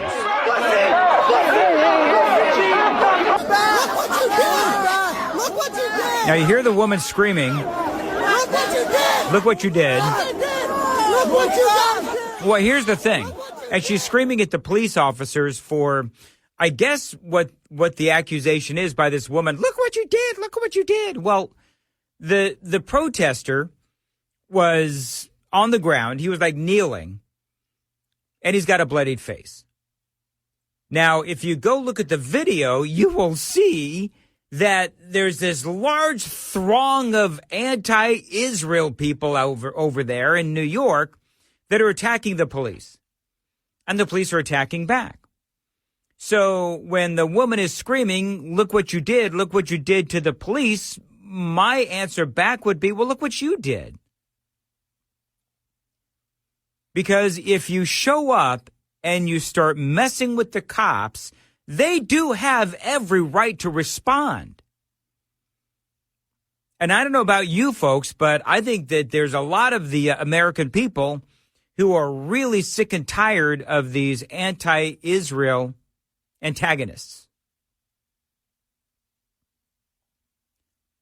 who are trying to disrupt everything. I mean, part of what we've been talking about across talk radio, I know Matt Murphy, I think, talked about this the last couple of days, where in my state of Colliersville, outside of Memphis, you had all of these anti-Israel, pro-Palestinian, pro-Hamas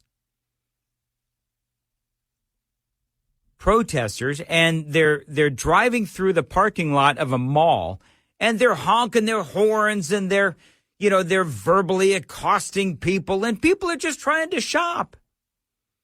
And they've got their Palestinian flags out there, and they're screaming, all of their anti-Israel rhetoric. From the river to the sea, Palestine will be free, all of those things. And so as they're out there and they were saying before Christmas, they were saying it's not going to be Christmas as usual.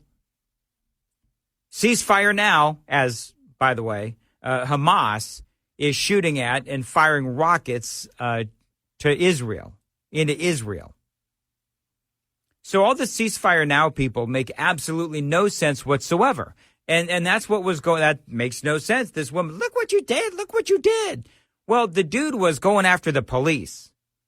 Now, I hate to break it to some of you folks who are, anti-cop, but police have batons and police have guns. And so attacking them on the streets of New York City, probably not really smart. But besides all that, I think that the American people, I think they really are getting tired of all of this absolute, utter BS that is going on across America. Whether it is a small town in Tennessee, Colliersville, outside of Memphis, or the city of New York, where the big ball is supposed to drop on New Year's Eve, and there are major worries now that there might be some of the hijinks and shenanigans that we're seeing all across the country, because not only did they try to do whatever they could to disrupt Christmas, because remember, as you're one of their little chants out there in Colliersville was, while you're out shopping, bombs are dropping. That was the chant. While you're shopping, bombs are dropping. Okay. That was going on, by the way, not only in Colliersville, Tennessee, but also in London and L.A. and Toronto and other cities. And you know full well as to what's going on college campuses. So it was not supposed to be Christmas as usual. And is not going to be New Year's as usual either. And I think that the American people, as I said, I think they're getting tired of this. And I guess the other question that I would have is, who do they really think that they're converting over to their side? By blocking roads? I mean, this is from the New York Post. You ready? At least 26 anti-Israel protesters arrested for blocking traffic to JFK as agitators stage similar rally outside of LAX. So whether it's LAX or JFK, you've got these anti-Israel protesters that are blocking traffic. And I'm telling you what, I'm looking at the video now, traffic is backed up for miles.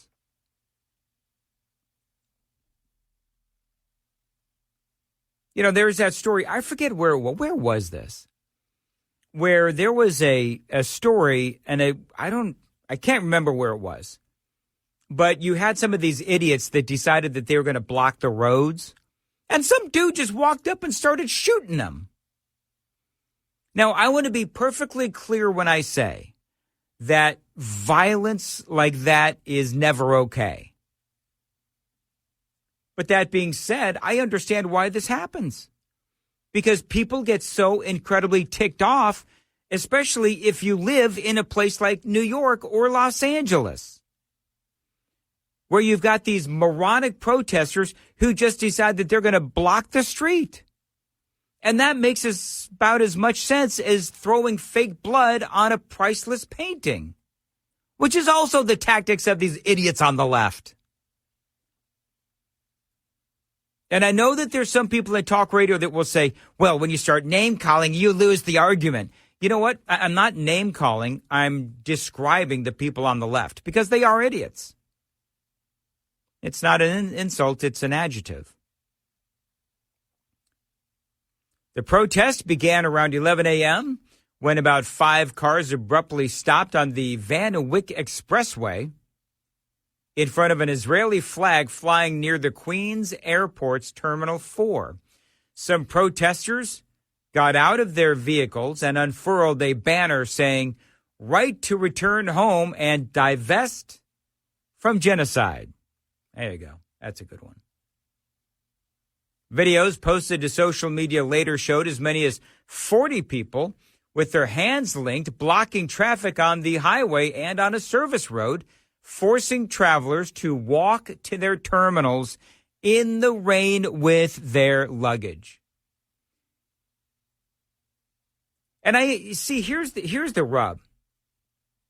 And this is what makes it difficult, is that they do have their right to protest and they do have their right to free speech. But what about my right to be able to get to my damn plane on time? And they're not helping their cause. See, that's the biggest thing that I don't understand what they don't understand. And I realize these aren't the brightest of people.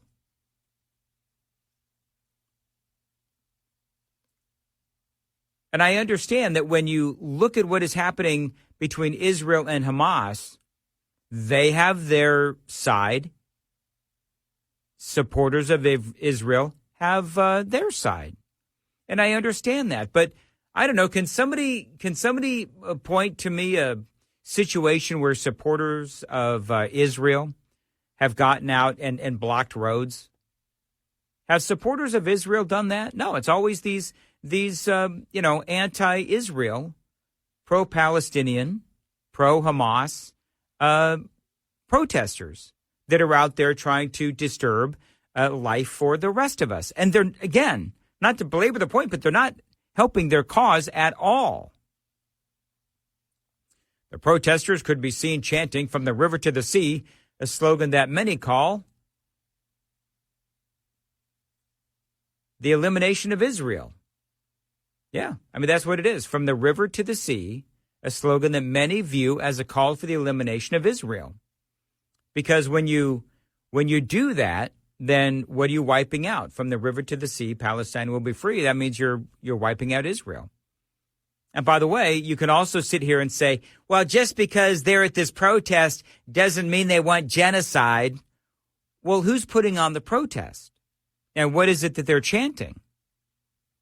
I wouldn't go to a KKK protest because I know what they stand for.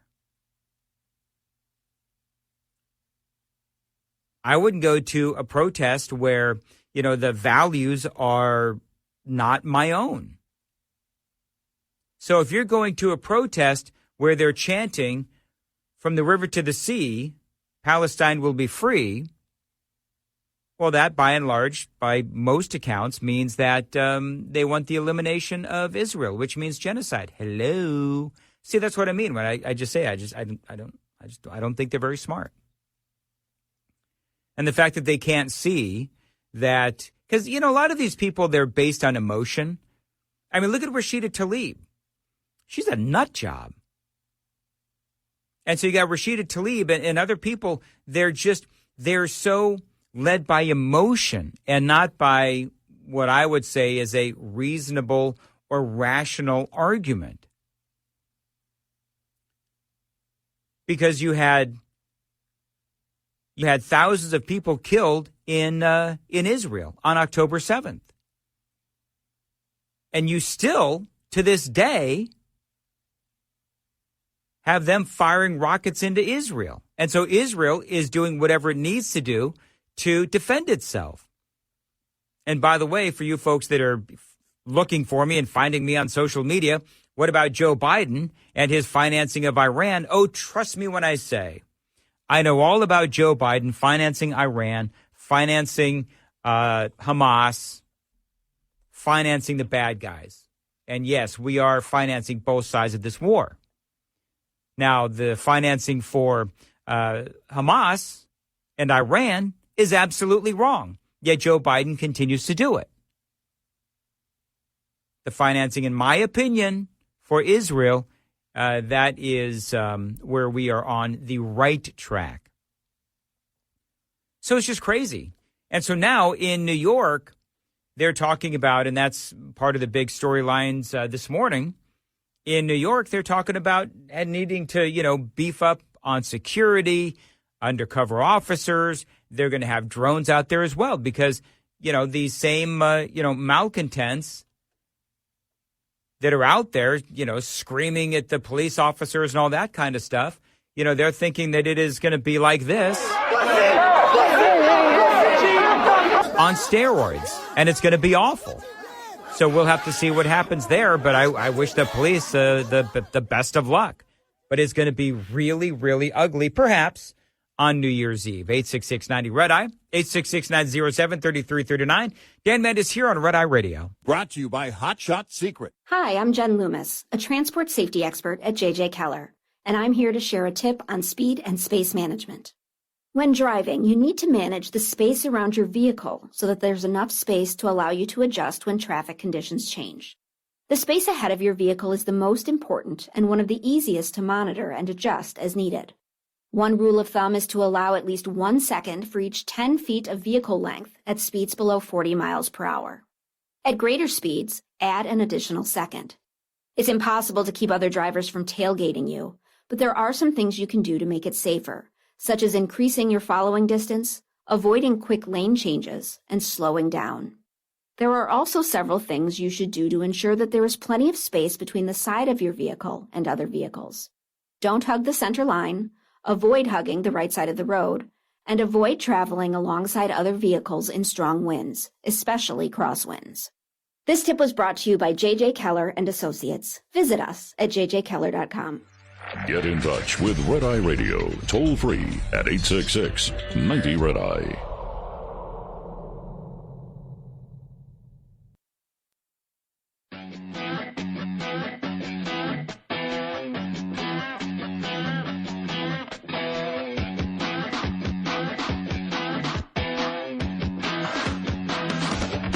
Red Eye Radio, 866-90-RED-EYE is the phone number, 866-907-3339. To the phones we go. David is in Kentucky on Red Eye Radio. David, thanks for calling in. Go ahead. Yeah, I'm just trying to figure out how come when Trump wanted to close the border, that was racist. But they will send Blinken and Mayorkas to Mexico to try to get him, the president of Mexico, to close his border, and that's not racist. Well, I think actually explain that. Well, I think part of it, David, is that the Republican Party is going to perpetually be called racist no matter what we do, because that's just our lot in life.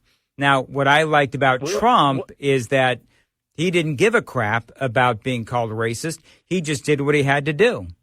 And by the way, David, just so we're clear, there's no real attempt by the Democrats to really want to control illegal immigration. I mean, a lot of this is frankly just for show, because they want to import as many illegal aliens into our country as possible, eventually grant them amnesty, and then, of course, they'll be able to vote, theoretically, Democrats. So this is just, to me, it is just nothing more than show and tell. Well, I understand that, but it seems to me like they're wanting to do the same thing that the Democrat Party wanted to do before the Civil War started. See, nobody talks about they are the ones that perpetuated the Civil War. They are the party that wanted slavery. Yeah. Oh, I know. And as a matter of fact, David, I talked about that earlier tonight. You're right. There's a big kerfuffle, and David, I appreciate the call. There's a big deal with Nikki Haley, where she was asked about the reason why the Civil War started, and she did not mention slavery. I'll tell you what, I'll revisit that coming up next here on Red Eye Radio. I want to get some of these calls because folks have been holding on for a while. This is Bill calling from Los Angeles on Red Eye Radio. Bill, thanks for calling in. Hey, Happy New Year, Dan. Since you were talking about the rioting here in at LAX today, you were going easy on them. There were about 35 people arrested for rioting, including slamming a police officer to the ground and throwing concrete at passersby on foot and in cars. So these people are just out of control. I know somebody who got away just in time and who missed that just by a hair. They were throwing concrete at cars? Yeah, and pedestrians. They grabbed planters that they found in the middle of the street and started breaking them up and threw concrete at people. And that's when the police declared it an unlawful assembly, and they busted a bunch of them. But at least one police officer was hurt. This is why, and I struggle, Bill. I'm not a perfect human being, but that's when I wish the cops would just take their batons and beat the living snot out of these people, because they have no right to disrupt my life or to assault people. And so then, of course, the big question is, if they're grabbing, big concrete blocks or whatever it is, and they're throwing them at vehicles or at people, then what is the charge? Seems to me the charge should be attempted murder, because they're not trying to, I don't know, play tiddlywinks with these people. They're trying to do a serious harm to them. So are they going to charge these people, Bill, or do you know? Yeah, they've been charged. Yeah, like 35 of them, as I said, have been charged with rioting. I will tell you this, there should be more, it should be more than just rioting. I think that if they're actually throwing concrete blocks and cinder blocks either at people or at cars and so forth, then there ought to be a more serious charge. And Bill, very much appreciate you calling in to Red Eye Radio. Unflippin' believable. Man alive. I'll tell you what, folks, it is going to be a crazy 2024. 866-90 Red Eye, 866-907-3339.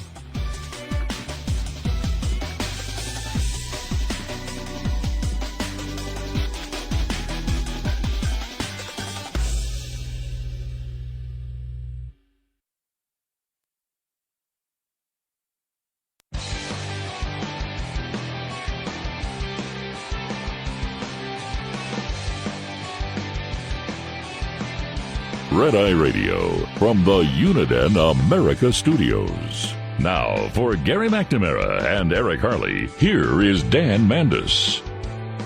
Appreciate you listening. 866-90 Red Eye is the phone number, 866-907-3339. I want to say hello to, this is Robert calling from Hollywood on Red Eye Radio. Hey, Robert, how are you? Good morning. Well, I'm not feeling very well like you aren't, and most Americans aren't, because most American people are pretty damn good people. I'll say that much. These people that are doing all the screaming and yelling and the chaos don't represent the majority. I think we all agree on that. But I think the problem is not only the completely erroneous Marxist professors in the schools that are creating a problem, which is the source. The problem is there's no alternative for us people that think straight, The answers don't want the truth. The answers are philosophical, and they stem from our original roots, which go back to Grecian, Roman, or Aristotelian. And our country was founded by it was religious people here, but they were enlightened Christians. The age of enlightenment, people must understand that. And this country was based on the rights of the individual, inalienable rights, which is the inalienable right. And you could discard the Bible as the founding fathers did, and bring about a rational philosophy. Those are our roots. That's where our problems are stemming from. Everything's coming from that. And in the political world, I'm so disgusted with the politicians, including Donald Trump. And she is right about him. He is a demagogue, I think. He creates more chaos. He doesn't have any philosophical roots. And I don't think the answer is going to come from him or anybody who's a power seeker. What we need is people with a rational philosophy, and that includes economics. And we don't need subsidizing. We need to cut spending, get the subsidies out of the economy, and go into these entitlement programs and start doing the necessary cutting there also. There are so many people. Well, hey, Robert. Let's cut to the chase. So do you feel like Trump is a conservative or no? Well, I like the conservatives, a Barry Goldwater, George Will conservatives, if you understand what I mean. George Will left the Republican Party, by the way, because of our dear fellow there. Right. Many people I will not vote for Donald Trump. Any other questions? So I guess you don't need a Democrat. He is a troublemaker. Nikki Haley is right. I saw him in his debates. He smears everybody he gets in touch with. He's a manipulator, a psychological manipulator of the worst order. And he only wants the power. If he really cared about this country, he would cut subsidies. I don't. Robert, thanks for the call. Here's what I will say. Because I don't know. Maybe it's because I've been up way too long and I've had 4 Red Bulls. I was having a bit of a hard time following where he was going. But he says that Donald Trump is a demagogue. And he's not a real conservative. So, and I hear that often, where like Donald Trump is not a real conservative. Donald Trump is not a true conservative, right? You hear that all the time. And, when people say that, I think, okay, so what makes a true conservative? And does anybody really care? That's one of the other questions that I would have. Now, when you look at the metrics, what makes a true conservative? And he's right. Donald Trump did spend a lot of money. But he was dealing with COVID. That's number one.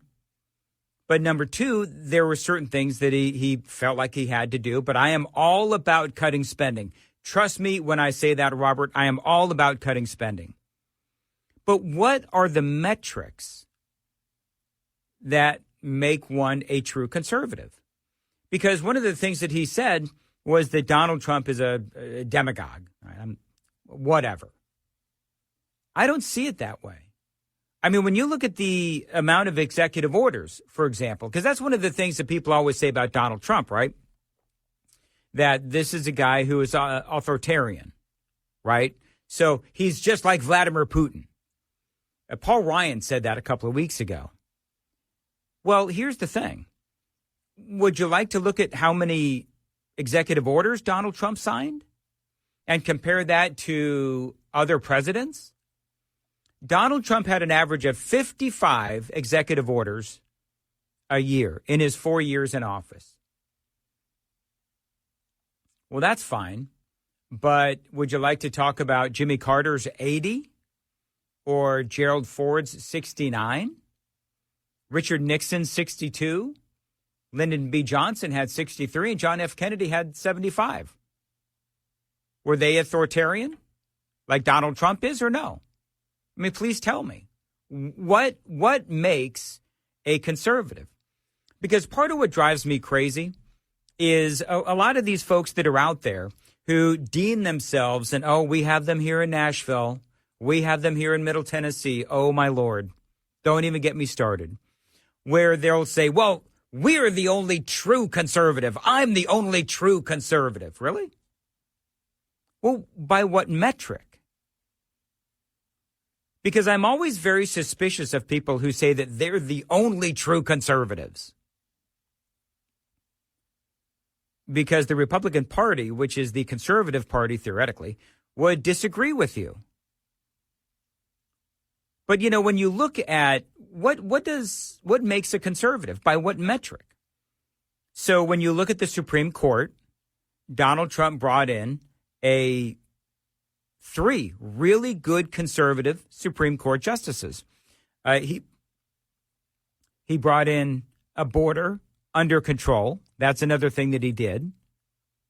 He is a big-time supporter of Israel. He is a big-time supporter of law and order. And he understands that our enemies are Iran and China and North Korea, among others, obviously.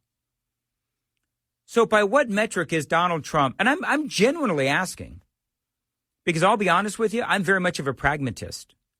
And so when people are like, oh, Donald Trump's not a real conservative, what? Somebody tell me what that means.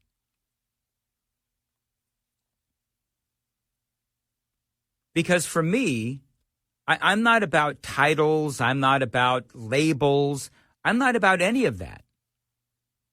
But, you know, there's people like George Conway, right? George Conway or Asa Hutchinson, you know, some of these people, where they themselves will say Donald Trump's not a real conservative. Please tell me by what metric. Is it because you don't like his tweets? Because you felt like he was, and I'm going to air quote here, isolationist? What is it that doesn't make Donald Trump a conservative? And you know what? Maybe he's not a conservative. I really have no idea. What I know is I like the man's policies when it comes to the most important issues. Now, he waffles a little bit on life, you know, the fight for life. He waffles a little bit on that. Ron DeSantis, if I remember right, and I'm spitballing on this one, but Ron DeSantis had like a 7 week heartbeat bill in Florida. And Donald Trump, if I remember right, he called that ridiculous, saying it was too short. And he said he would negotiate something so that everybody would be happy. Well, no, that's not the way that it works. But when it comes to things that I feel passionately about, calling out Iran, for example, here's the other thing. When we talk about how, you know, Joe Biden is apparently not a demagogue, or Joe Biden is not an authoritarian, well, can we talk about that for a minute? Because while it turns out Joe Biden, for total right now, has fewer executive orders than Donald Trump did. But here's the thing. Why don't you look at the consequences of Joe Biden's executive orders? Because the consequences of Joe Biden's executive orders have been horrific if you want to talk about what's been going on the southern border. Because, man, it was like day one that Joe Biden came in. It was throw out the welcome mat. And so all of a sudden, day one, Biden takes the oath of office. And what happens? He stops wall construction. He stops deportations. He stops or cancels the Remain in Mexico policy, among other things. That brought a flood of illegal aliens to America. So you want to talk about impactful or consequential executive orders? So all these people that say that, you know, Donald Trump is he wants to be Hitler, he wants to be authoritarian, he's a demagogue. All of these labels, they don't make sense to me. They just don't. And maybe I'm, politically stupid. I don't think I am. I read about politics a lot and I cover politics a lot and I have been for years. But I just don't understand. And I think that is part of what, we like to call Trump derangement syndrome, right? These morons at the Lincoln Project, really, are they the ones who are going to sit here and tell us who the most conservative is within our party? Is Chris Christie more conservative than Donald Trump? Maybe he is. I don't know. But it seems to me like right now, the people who I watch and that I listen to and that I read, regardless of what label you put on Donald Trump, dude's got scoreboard. Like it or not, Donald Trump has scoreboard. And he was right about China. He was right about the Muslim ban. And by the way, I'm air quoting on Muslim ban because if you pay attention, that the Muslim ban, which is, by the way, another thing that Joe Biden reversed on day one, was Donald Trump's air quoting Muslim ban because it had nothing to do with banning Muslims. And if you're smart and you've done your homework, you absolutely know that that wasn't a Muslim ban. He banned people coming into our country from some of these countries that are rife with terrorism and rife with hatred for America. That's where he banned the people from coming into our country from. Places like Yemen. I don't have the whole list in front of me, but if it was a true Muslim ban, as I've explained on Red Eye Radio before, if it was a true Muslim ban, then guess what would have happened?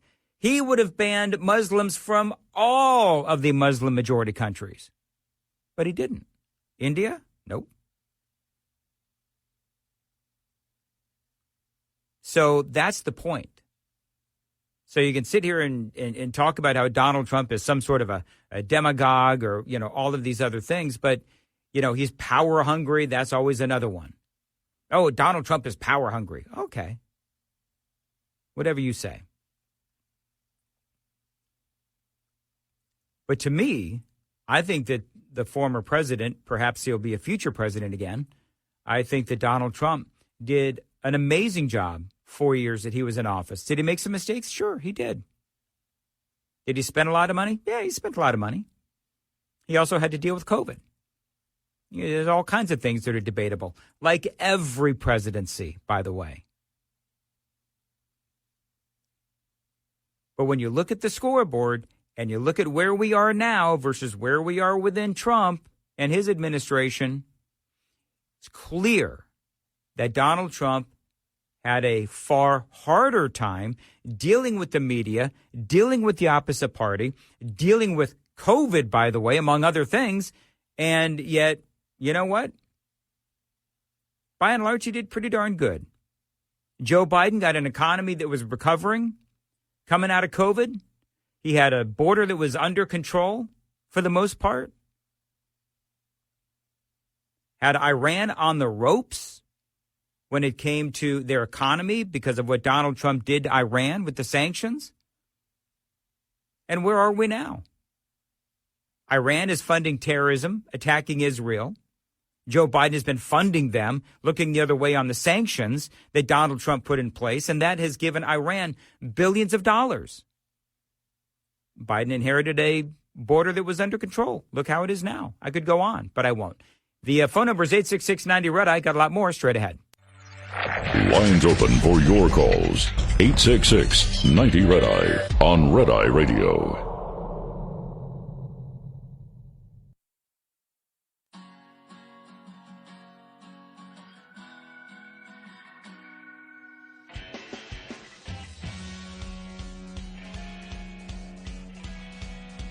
All right, I need to make a correction because I take my job as a talk show host very seriously, and I need to make a correction.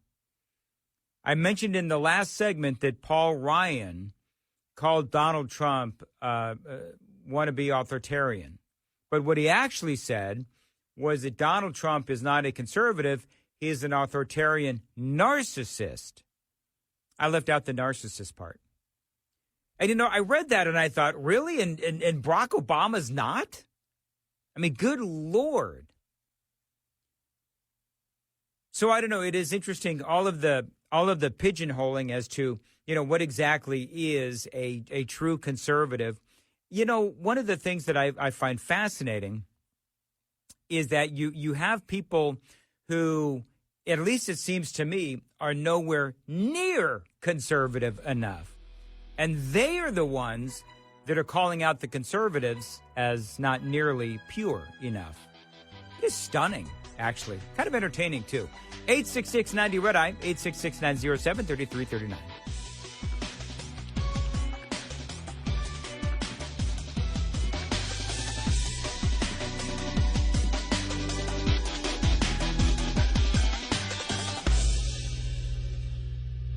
This is Red Eye Radio on Westwood One.